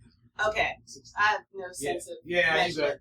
But anyway, imagine 10 people living in this space. Right. Okay. So to me, I understand the pain of being in a plantation and being in slave cabins and all of that. But I do not want Hilton Head Plantation or any of the other plantations to remove the word plantation. Really? Yes. You want to know why? Remembrance? What? Because once it's gone, It'll just be another neighborhood. Oh, I didn't. And Okay. If my family was enslaved there, I want people to know you're living right here on the blood that's in the soil that you decided to live on. I get it. That makes sense. And history will whitewash it, and it will be gone. Right. And then this will just be Oshkosh, right? Kalamazoo, or wherever it is. That's the same as I was saying. How I'm glad that they preserved Mitchellville. Exactly. Same thing.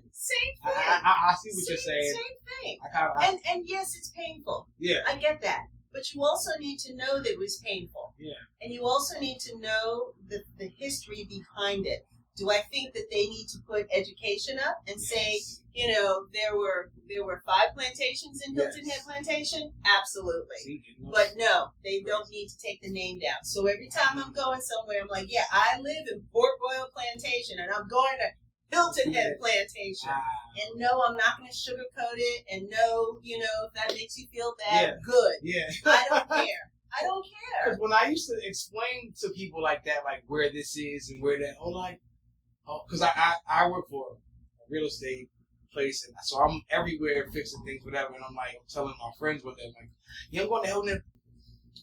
I'll roll my eyes Hilton Head Plantation.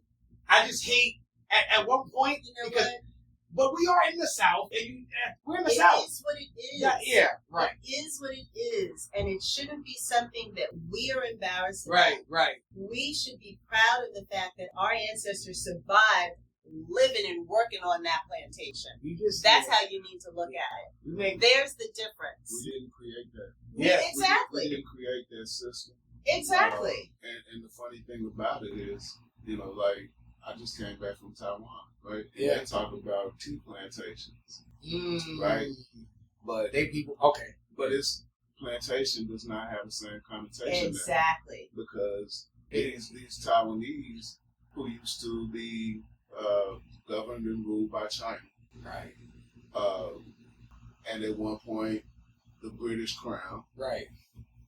They've been farming that land for tea for 7 or 8 generations. Wow. You know what I'm saying? And at some point, probably didn't have ownership, but at least 8 generations ago they did. And now they're benefiting financially from all of the revenue that's being generated from that particular industry. And so we didn't create those conditions. But I agree 100% with what Luana just said.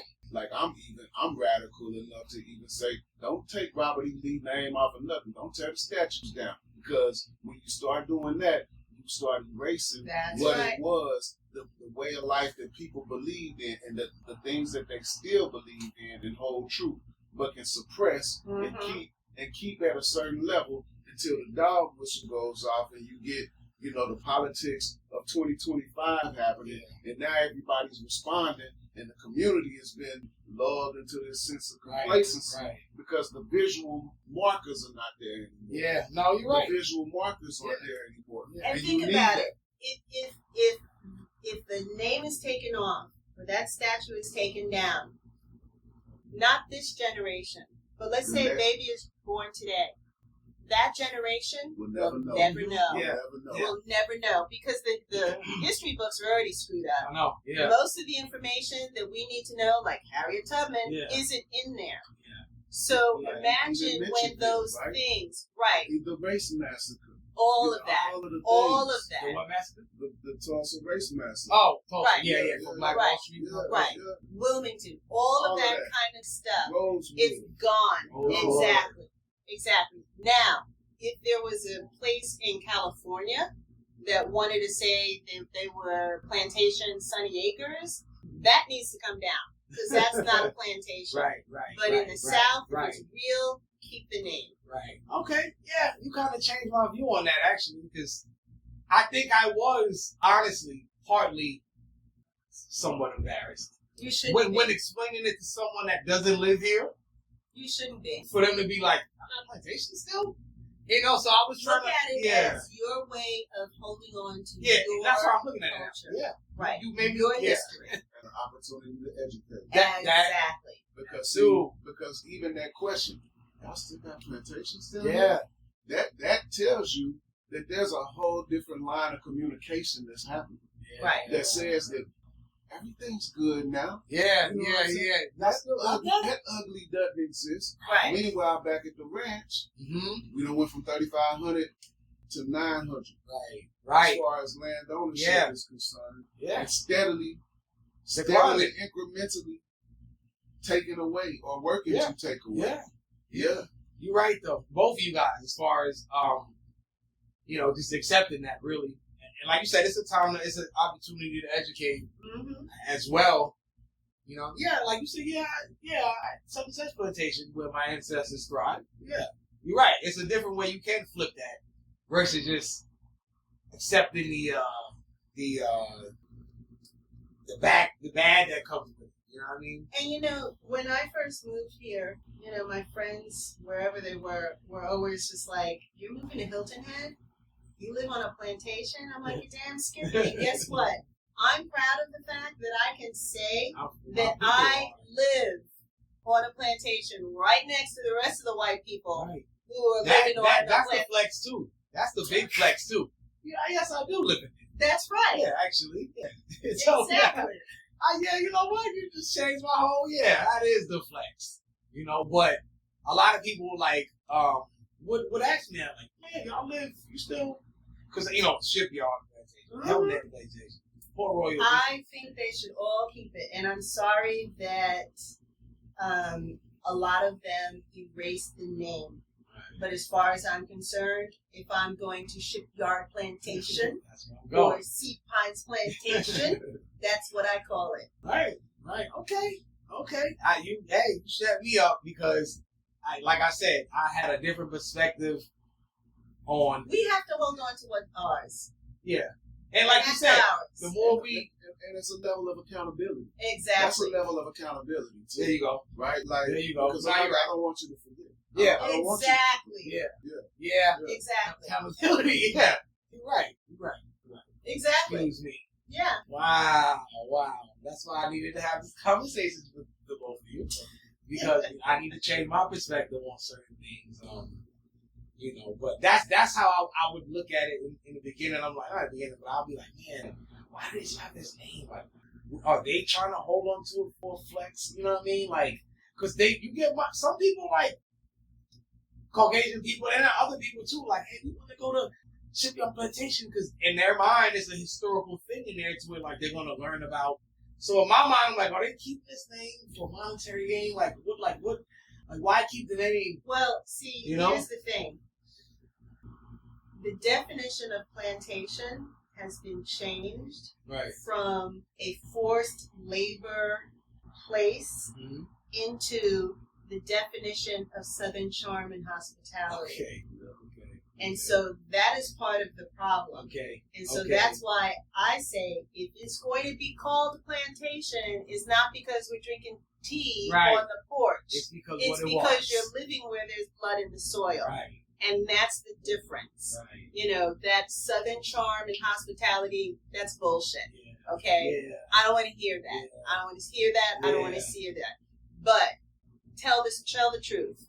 Tell the truth and show it for what it is and how it is. Okay. You're right. Make them stand, like both of you said, the accountability was lit. Yeah.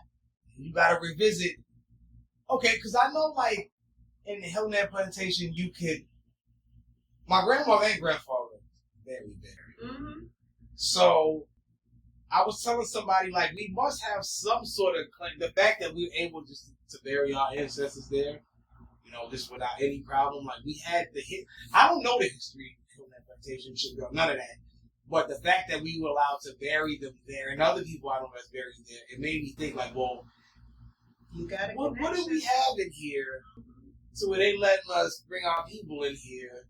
You know what I mean? Like, I'm going to show you a map. Okay. You need to give me your email. I'm going to show you a map. I think it's from 1860. Yeah, I want to see this already. that is broken out into all of the plantations that were around the island. Wow. Because you said it was 5 in the plantation? Yeah. 5 different there were like 24 on the island. Really? Yeah. Please. Yeah. I So like you stuff can like that. see all of the different ones. Yes. And to me, that's what the story should be. Yeah. You know You that. share it with me as well. I'm happy to. Exclusives today, man. You know, but that's the kind of information Right. that people should have. Yes. Because when you say I live in Shipyard, you live in Shipyard because Shipyard was a plantation. You know, and all of these places, Palmetto Dunes was a plantation. Right. Like all of these names of these people, like Squire Pope, he was an enslaver. He had a couple of plantations.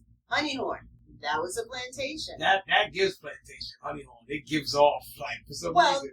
Some reason. That's because there are slave cabins still. They've been finding the footprint of those slave cabins. Really? Yeah. When Matthew came through. Yeah. You remember they were dumping all of the wood, the trees? Yeah. Okay, so when they were cleaning it up, they were digging up the stuff, and they found some imprints for like where some of the slave cabins were, and there was an archaeologist. I forget his name. But anyway, he had found an old map, and so they went back and looked and found that where they found those imprints matched to this map. Wow. So there's been an archaeologist. I don't know if you, Terrence Welk. He's been doing a dig. Because Lola was saying Honeyhorn. something about that at the meeting. She was saying these people are going with these machines or figuring out where. Penetrating radar. Yeah. Is that the same thing? Uh-huh. Wow. There's a lot of places where things are happening around this island. It's a very good time for it. Like even right there at St. James, right? Yeah. They're proposing to move St. James, and they're doing some archaeological work right there that is showing that was also part of Mitchellville, which the airport was as well. Oh yeah, we Well, were talking about goes that. to the ocean. Yeah. Goes straight from Port Royal to the ocean. Yeah. It was like 300 acres. Yeah. I didn't even That's think the about. end of it. Yep. Beach City Road is Yeah. the end. Of It the goes from Beach City Road all the way to the ocean. Yeah. Like what's the road? Like Burke's Beach. Like around there. Okay. Like from there all the way back to that whole heel of the island. Yeah. Like that whole corner.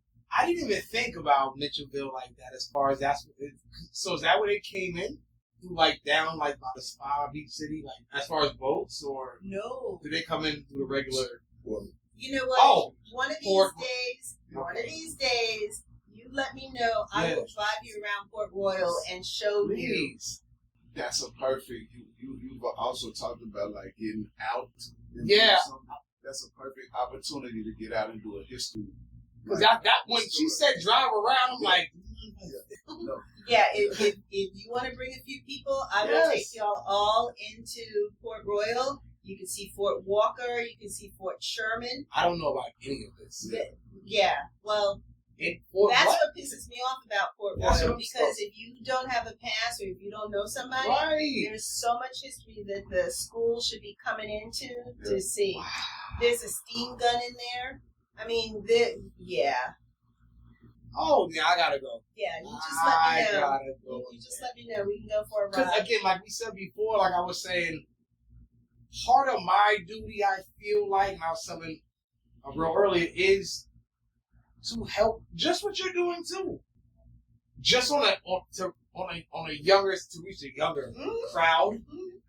Because when we do podcasts, we have a following or whatever. But if I could sway that to be like, hey, but look at this. That's important to me, like, because I don't know about any of this. And we live here. Yep. And then at that point, people start to tell us our history versus us learning it and knowing Their it. version of our history. You know what I'm saying? Like the remix version. So that's why I want to know it. Like, I live here. Yeah. How did I not know about any of this? Like, I've been in Port Royal before. I don't know anything about, nothing. Oh my gosh. So yeah, I will definitely let you know. You let me know. Yeah. I'll be happy crazy. to, you can get a band together Yeah. and we'll all just go for a little drive and I'll give you the background history of Port Royal. You just said YGG up with that too, probably. Definitely. Let me know. That definitely. All of that history helps back and fight the fight, rather it's land based. You have to know that. You gotta know your history. Yeah. To get up in front of people and be like, yeah, because XYZ and right. You know what I mean? So that's why I want to know. Absolutely. That's why you should know. You know, for sure. That's the power that, to kind of take it full circle. That's the power of what Luana was saying about knowing yourself and knowing, who you are, and where you come walk from. taller. And then you walk taller, your back get a little straighter. Yep. And you don't allow for the BS that people try to feed you. Right. It doesn't impact you in the same way anymore. I know Jay-Z said one time he was saying how on one of his songs he was like, don't be mad at the youngins who want to wear the gold, the jewelry. He's like, we're royalty, we come from this stuff. Like don't be upset with them. He's like, it's in us. Like, we want to get fly. We want to look royal at times. We want to. He's like, stop suppressing that. It's in our DNA. Right. It's in our DNA. Right. Okay. It is so embedded in us, and that's why when you go to Africa and you see that, and it's really hard to explain, but it's almost like a download. Right. Like when you hit the ground, it's a download. Right. That you feel like, that you've never had before. Yeah. You don't understand where it's coming from or why or what or whatever, but it is so there. It's there. And, it takes a lot to rattle me. I'm sure you've kind of figured that out. But when they were giving me, when the king, and I'll show you the picture of him, when the king was sitting there, you can't talk to the king. I could be like right here. I have to talk to his interpreter, and his interpreter will tell you, and back and forth. Yeah. So when I was sitting there doing the naming ceremony, I was like nervous, like sweat nervous, because it was like being around the kings was like being in front of Prince Charles. Wow. I mean, it was that kind of royalty. Yeah. Like, you're not my king, right? But you're my king. Yeah. You're a king. Yeah. You know what I mean? And that impact is not something that you can really put into words. And like, like being in his house and he has a throne, and I was standing there, and I didn't want to stand too close to it. It's like, don't beat me because I touched it. For sure. I mean, but it's that kind of stuff that you won't get here. Yeah. That's why everybody's got to go. Okay. 3 people from last year are going again this year. Yeah? Yeah. It was one. And then I heard, I seen some of the cities, because a lot of people think it's Bush. I've seen a lot. They look like Manhattan. I know. I've seen them. I'm like, wait, what? They show 10 different cities that was 10 different Manhattans. I'm like, this is in Africa? Well, see, that's what pisses me off. Right. Because, and I beat myself up over this a lot. That I have a degree in Black history. Right. Okay. Awesome. So all of this stuff that I know now, I did not learn in college. Right. Okay. But I still beat myself up because I bought the garbage that they sold me. I bought the Africa's going to be all these little huts and dirt roads, and little kids with flies in their mouths and in their ears, and that's I brought 12 bottles of hand sanitizer. No, you're laughing. I bought it. Yeah, you bought it. Yeah. And then when I landed in Kenya and I saw Nairobi, and I'd seen pictures before I got there, but looked just like New York. Yeah, and that's then what I get I to heard. Accra, and it looks just like New York. Oh my God. Yes, they have dirt roads, and we had to wait for cows to pass the bus, on one road that we were on because it was way out in the woods or whatever.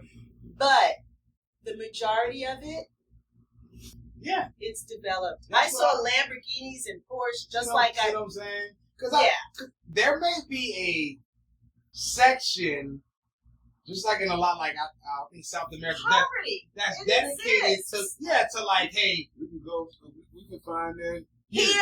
Exactly. No, for sure. Exactly. But even for there, that's still, like you said, we can find it here. That still exists of the pot bellies, the flies in the face. It's still a culture that's like, we want to live here. We decide, because that's what I learned about even South America, like the hidden tribes and the tribes. They like, no, we want to live out here. So I know there is those people still, but that's what they were pushing, even still kind of current day. Like, it's all in how you know what I'm want to tell the story. Yeah. And that's what the media has sold us for years. For sure. And all of us bought into it. Yeah. And I will tell you that, yes, you can find that. That's not just it. That is not just it. Yeah. And one of the comparisons that I made between Ghana and Kenya, and I'm glad that I did them together. Mm-hmm.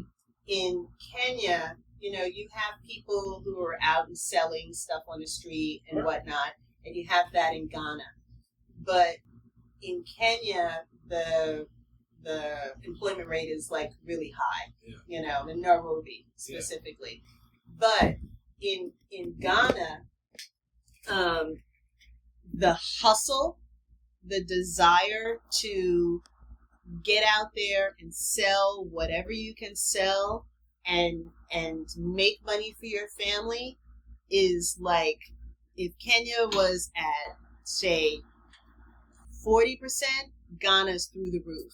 Like that entrepreneurial, I am going to sell something, I am going to make a living for my family, like you name it, whatever they're selling.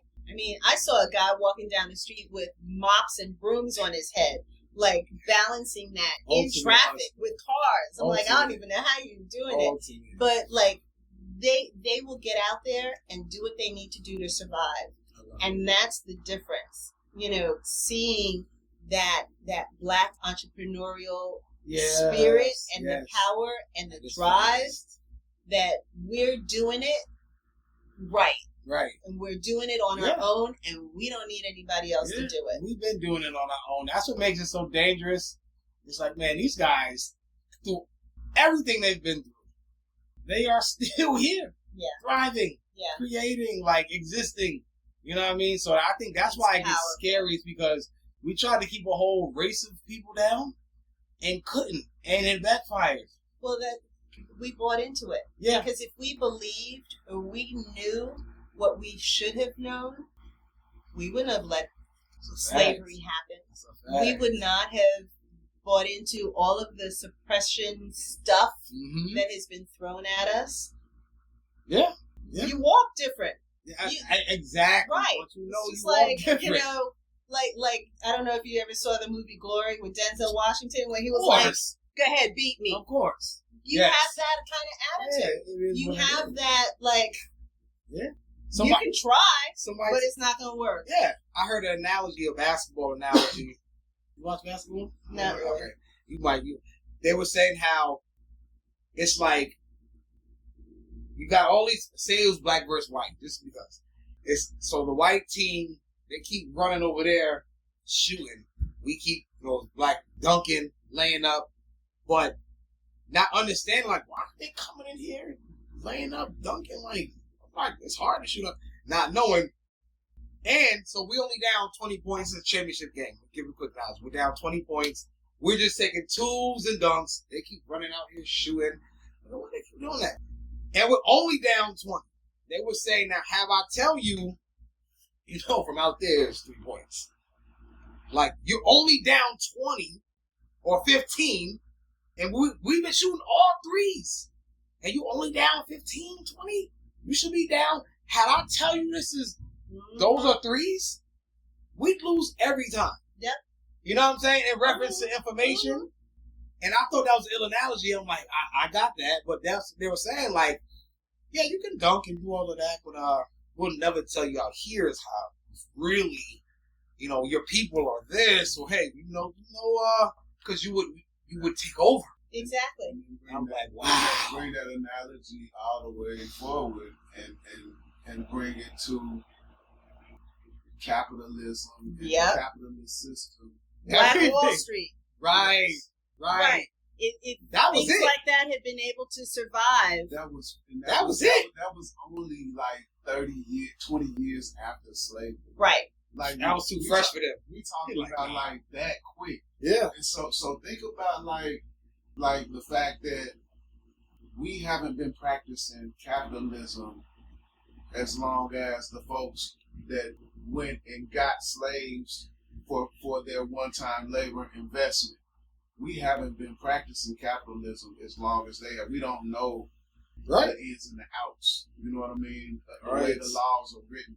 Right. And where the loopholes lie.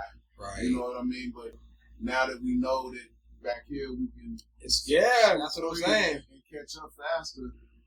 It's only logical that now we never got the rules of the game. Never. That's basically what I was saying. Bingo. Right. Basically. We never got the rules of the game deliberately. Yeah. Oh yeah. Because they knew what would happen. We had an equal playing field. Yeah. That we would have surpassed them of course. a long time ago. Of course. For the simple fact that they were even, when you were against the law, when it was against the law to learn or to read and write, when you had people coming up with inventions and the fact that they couldn't patent it, the fact that it was being stolen. Why do you think all of the inventions are creature comfort that black people made them? Common sense stuff. Yeah. Traffic lights, AC, all of that kind of stuff. Where do you think it came from? That's what I'm saying. But then we weren't allowed to have the patent because you weren't allowed to read or write. So a patent how? You don't even know what this is supposed to mean. That's why they even took away drums. What? In South Carolina, the dumbest rule, the dumbest law on the books. The drum. Wait, what? In Africa, they use drums to talk. You can actually drum, and I'm not a drummer, but you can actually do beats that say things. And so, like long distances, you would communicate through drums. Yeah. Collins eventually figured that out, and so because they were so afraid, they outlawed the use of drums. So what did we do? We started using our bodies. That's what a ring shout is. It's using your feet. Wow. Or patting your... Yeah. I didn't know they outlawed. They outlawed. South Carolina? South Carolina. Yes. That, and once you get up to a certain number of beats per minute, you can induce trance states. Yep. Oh, wow. Yeah. I got homework tonight. No, I do. I like things like this because, again, it's things we don't know. You need to check out the website. I know. Listen. You need to spend some time on the YouTube channel and on the website. I'm not one of those people that's going to talk in front of you. When I leave here, I'm going to, first of all, I'm pulling up the Harriet Tubman first. I'm blown away by that shit. I'm not going to hold you. I'm one of them, because I want to know. Yeah. He knows, my homeboy, you got to be my guy, Corey. He's 10 times. He may know increments of what you're saying, but he's wide open to that stuff. But I'm going to have him watch that, because he's usually the guy that's telling me what you're telling me. Yeah. But not on this scale. Like, you're a writer, you're a journalist, you dig for info, and you have to have info, but I'm definitely going to watch it, and when I go in the house, like, that's how my mind works. It's like, I just did an interview with her. Like, first of all, she said a bunch of crazy things I did not know that I want to know. The fact that my Harriet Tubman perspective was totally off. I wait until you watch the documentary. Makes me think. Have you seen it? Yeah. Makes me think, what else am I missing? Like, what else am I not, like, knowledgeable about, like, that I should be knowledgeable about? So that's why I'm going to watch it. I will send you both the link to the troops. Please. It's not out. Okay. So don't share it. No, never. I'll send you the link to the troops. Because it talks about the why, what the troops were, why they were formed. Yeah. And then it talks about some of the stories of the individuals who were, like, here. That's going to be a dope one. The troop one I know is going to be a dope the one for you. That's right? The Beast. That's an hour and 45 minutes. Yes. The other one is 56. I'm sorry if I keep bringing on this movie thing. That's a movie too. The Truths. Come on, I call that a feature documentary. Yes. I mean, because it is a monster. Yes. And I thought it was originally going to be like 45, 50 minutes. And then I kept coming up with these great stories, and I'm like, I can't cut that. Yes. I can't cut that one either. Yes. I can't. And that's part of the reason why I didn't give it to PBS. Yeah. Because they're like, it needs to be less than an hour. So either cut it in half or cut it down to an hour. And I refuse to do that. Yeah. I mean, and it's been winning awards at what it's like. Down anything. Right. This will be the exception. You will show all of this. Right. So I've been holding my guns on that. Okay. That's the real reason, because I don't want to cut it down. Because there's such power in those stories that need to be told. Yes. Yes. Again, it's going to change. It's going to spark somebody to be like, I'm not thinking like that anymore, or I'm not. You know what? Like I said, I come from this. Yeah. Or you know, I'm going to change how I view this. I'm going to start moving like this and hold myself accountable for this as I am this. And again, same thing with the basketball analogy. Like once you learn these 3-pointer rules, you like, yo, I'm about to, you know, and listening to you do everything, you know, in a sense for the island, like, or the culture per se, makes me like seriously want to be involved, like a lot more than anything I am doing. But today's interview has been a good one for me morally, like for real, like, cause I was in the house like, with this. Let me see these questions. What am I gonna ask? It's generic. What am I gonna ask? And I wrote that in 2 minutes. I'm like, okay, basic questions I ask business owners and people, leaders of generic things. You know what I'm saying? So I'm like, and when she told me, she said, "I don't even question you. We just talk." I don't. And the second she started talking, I'm like, yeah, throw that away. No, this is gonna be ill. Yeah. You know what I'm saying? So because, and here's the thing, that would have put me in a box. You said it when you started. He was like, "This is gonna limit." I don't like to box because you never know where the conversation is. You never know where it's gonna go. Yep. I was prepping for this. When she said it, I'm like, I'm not even gonna read this. Yeah, you thought it was kidding. I thought about it. I'm like, the fact that you're already like that and just used to just. But people are like that. Yeah, people are for sure. Anybody I've interviewed, I've always found that I may know their name and I may know like they're a drummer. Yeah. Other than that, I don't want to know. Right. I don't want to know. I don't want to talk to you before the interview. Yeah. I don't want to do any of that. I just want to go in fresh and have a conversation and let you tell me where the conversation's going to go. Right. That's why I low-key didn't want to show you the question, because I like the surprise state to be like, you ask the question, you're like, oh, okay, well now you got to dig, and then you almost get excited to dig. You're like, had you seen it before though, you're gonna prep to hit me with a professional answer. Yes, I would have sat up. Yeah, right. Like, actually, I've been. Yeah. So, if you'd like to get an application, for, to help with your land, you can go to the website. Exactly. Yeah, no. Exactly. And this is why we are going to part 2 this, because part of what else you do with the helping out with that was kind of geared. That's what this was kind of geared to. Which is fine. But that's why it gives me room to part 2 it. Now I can totally part 2 it. Corey will be here. That's asking totally other fine. crazier questions, like, and you're gonna like him because he's very knowledgeable. He's a guy.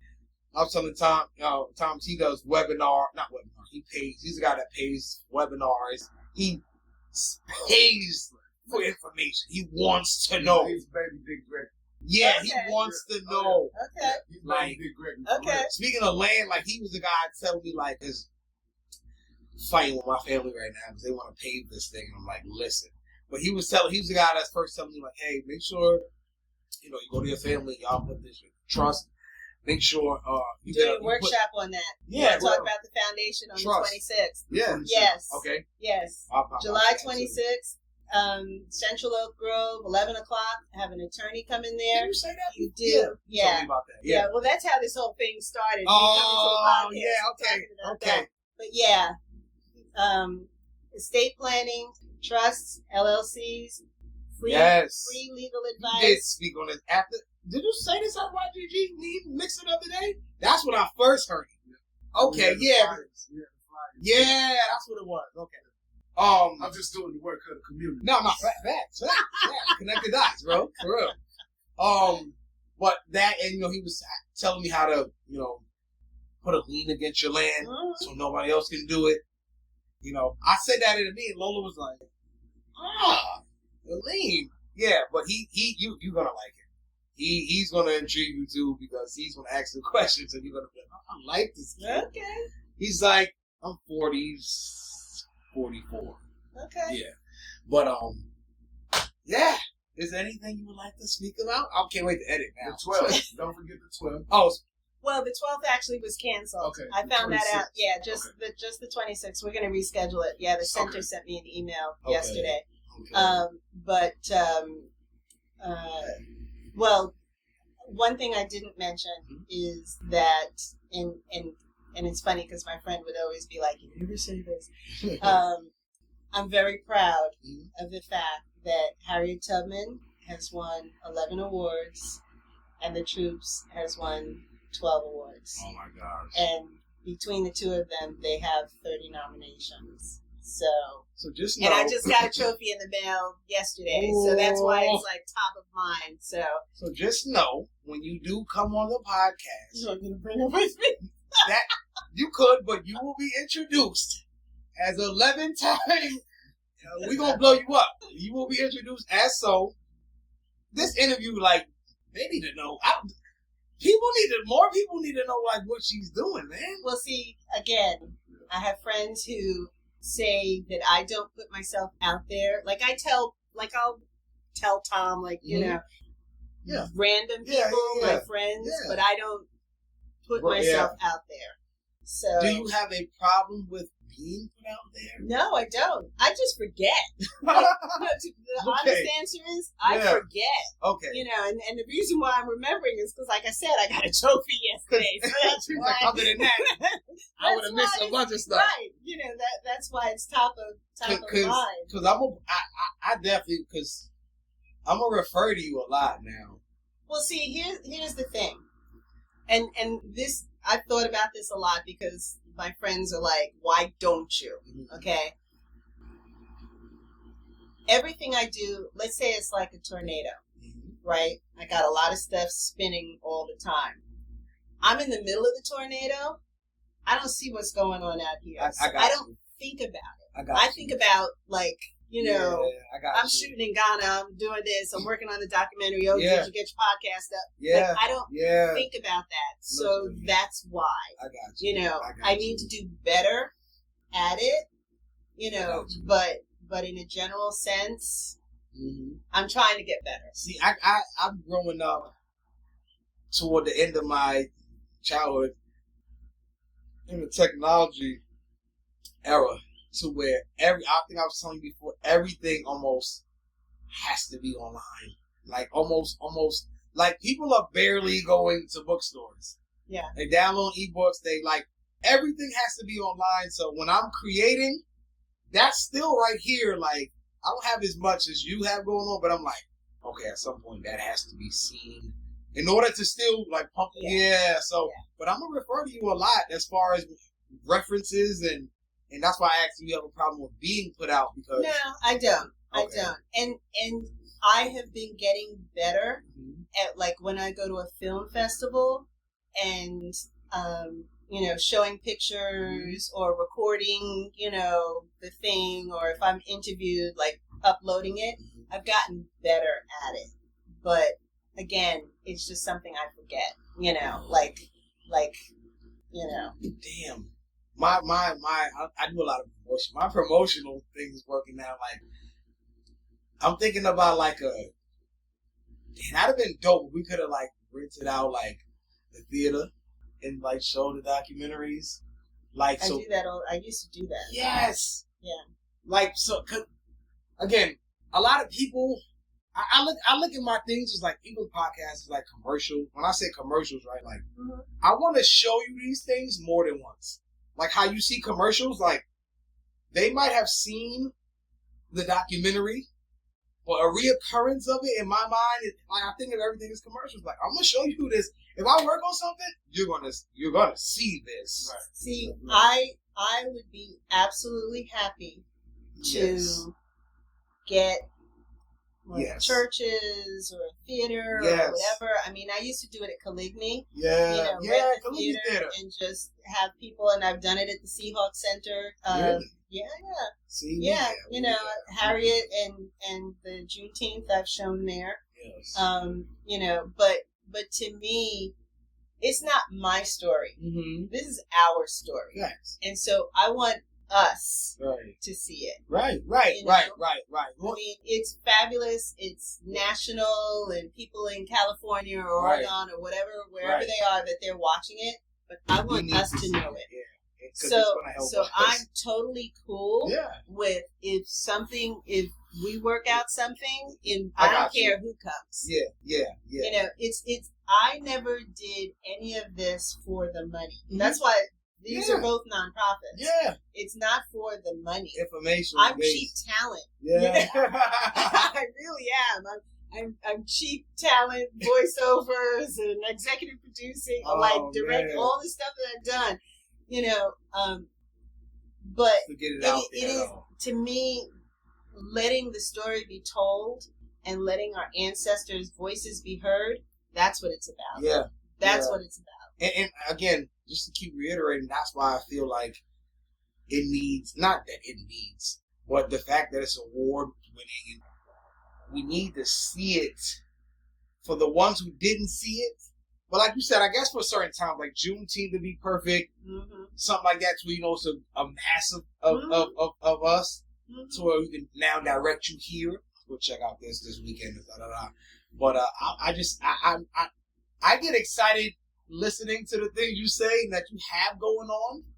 So it makes me be like, yo, can we not promote this? Like, can we let more people know about what's, I will tell you that Harriet has won Best Documentary twice. I think it's twice. Wow. And I just got Best Documentary by a Black filmmaker, North America. Wow. In Toronto. Wow.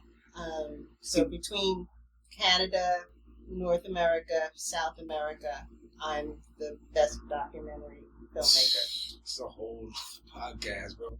The thing is, see, I don't like when they do. Why can't it be the best documentary?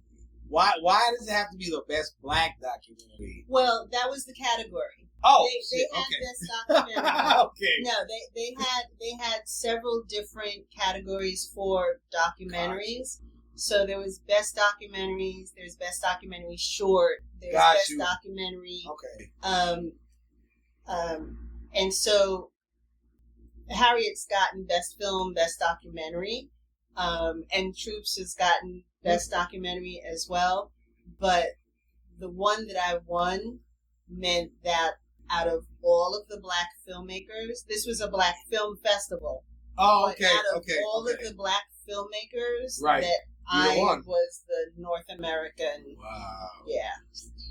I only said that because we sometimes get put in boxes. Oh yeah, no, those labels come. Yeah. Like the best.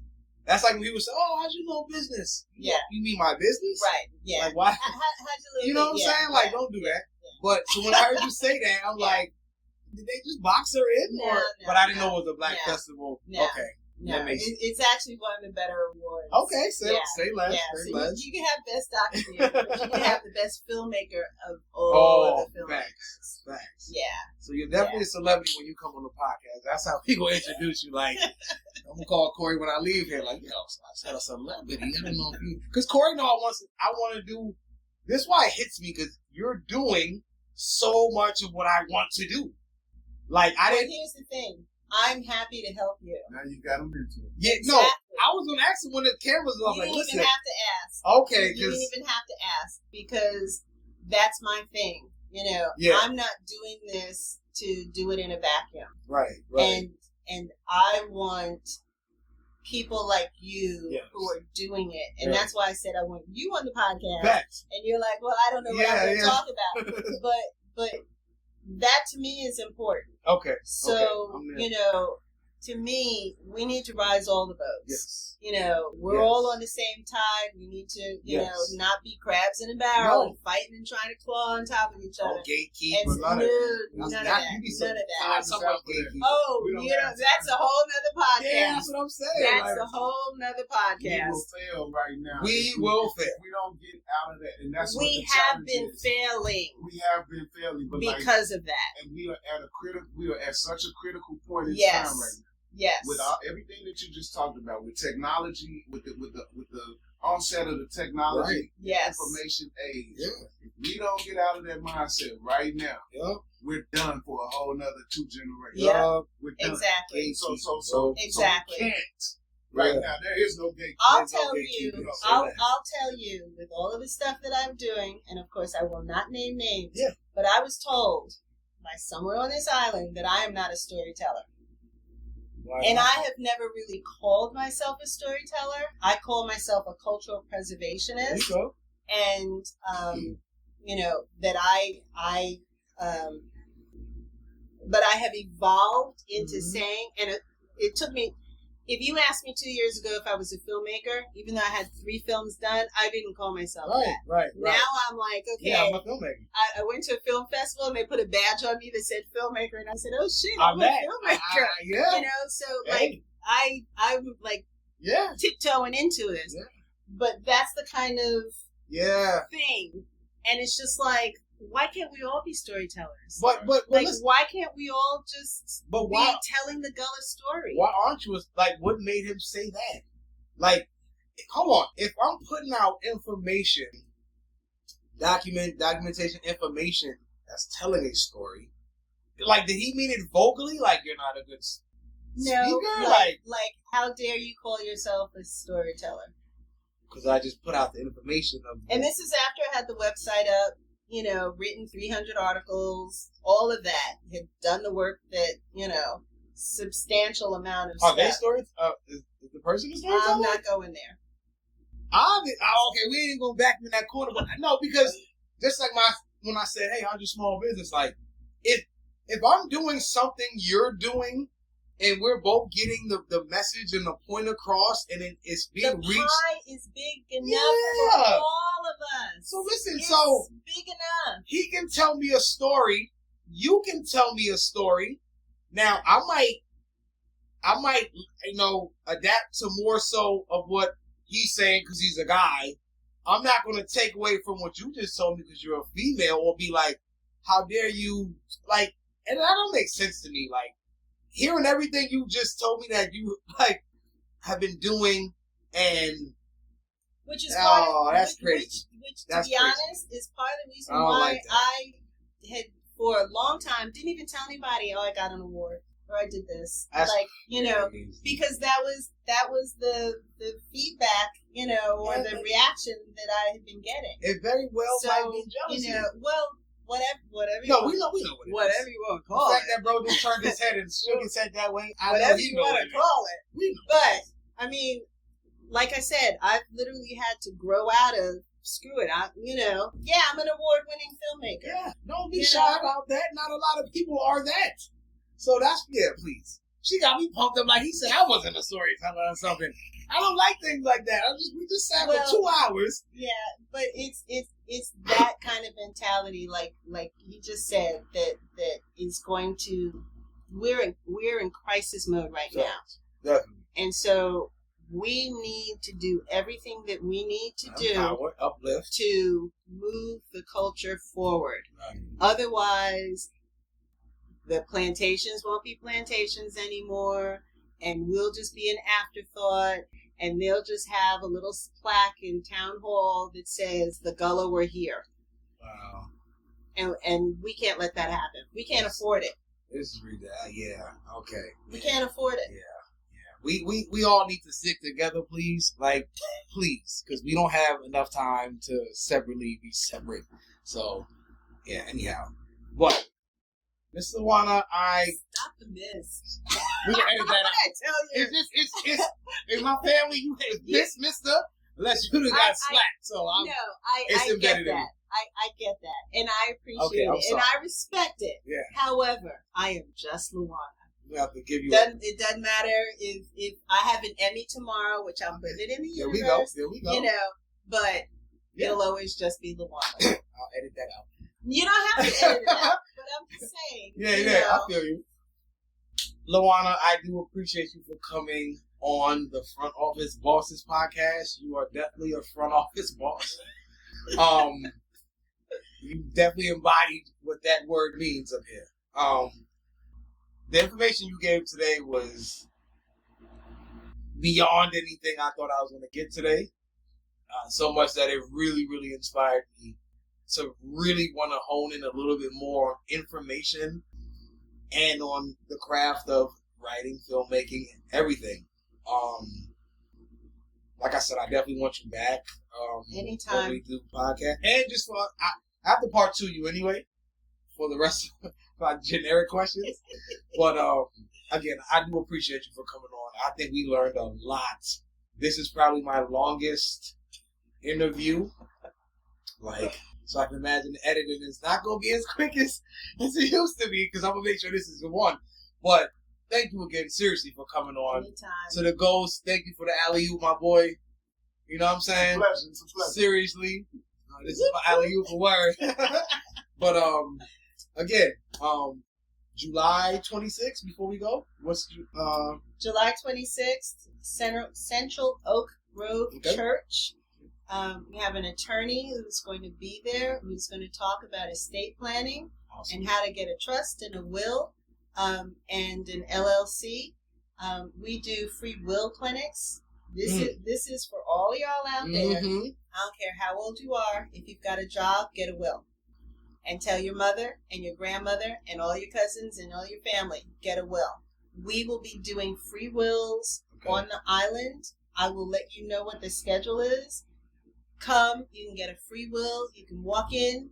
45 minutes later, you can walk out with a free will and protect your land, protect your land, protect your property, protect. Right. Because if you don't, it's going to be gone. Yes. That's for you. Yes. Everybody out there, please, please, please. If there's nothing else you heard me say, please get a will.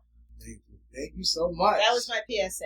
Okay. Well, this is Luana with Front Office Bosses podcast. She came through and slated today, y'all. We're going to have her back very soon, so if you definitely want to check her out, right? lowcountrygullah.com. Please check her out. And the videos on here? Or that's on YouTube? Well, the videos are on YouTube. Everything I have is under Low Country Gullah. Okay. So if you Google Low Country Gullah, you'll find the website, you'll find the YouTube, you'll find the podcast, you'll find the films. Everything is all under Low Country Gullah. That will work. All right. Well, we thank you for coming on. Anytime. Thank you so much. All right.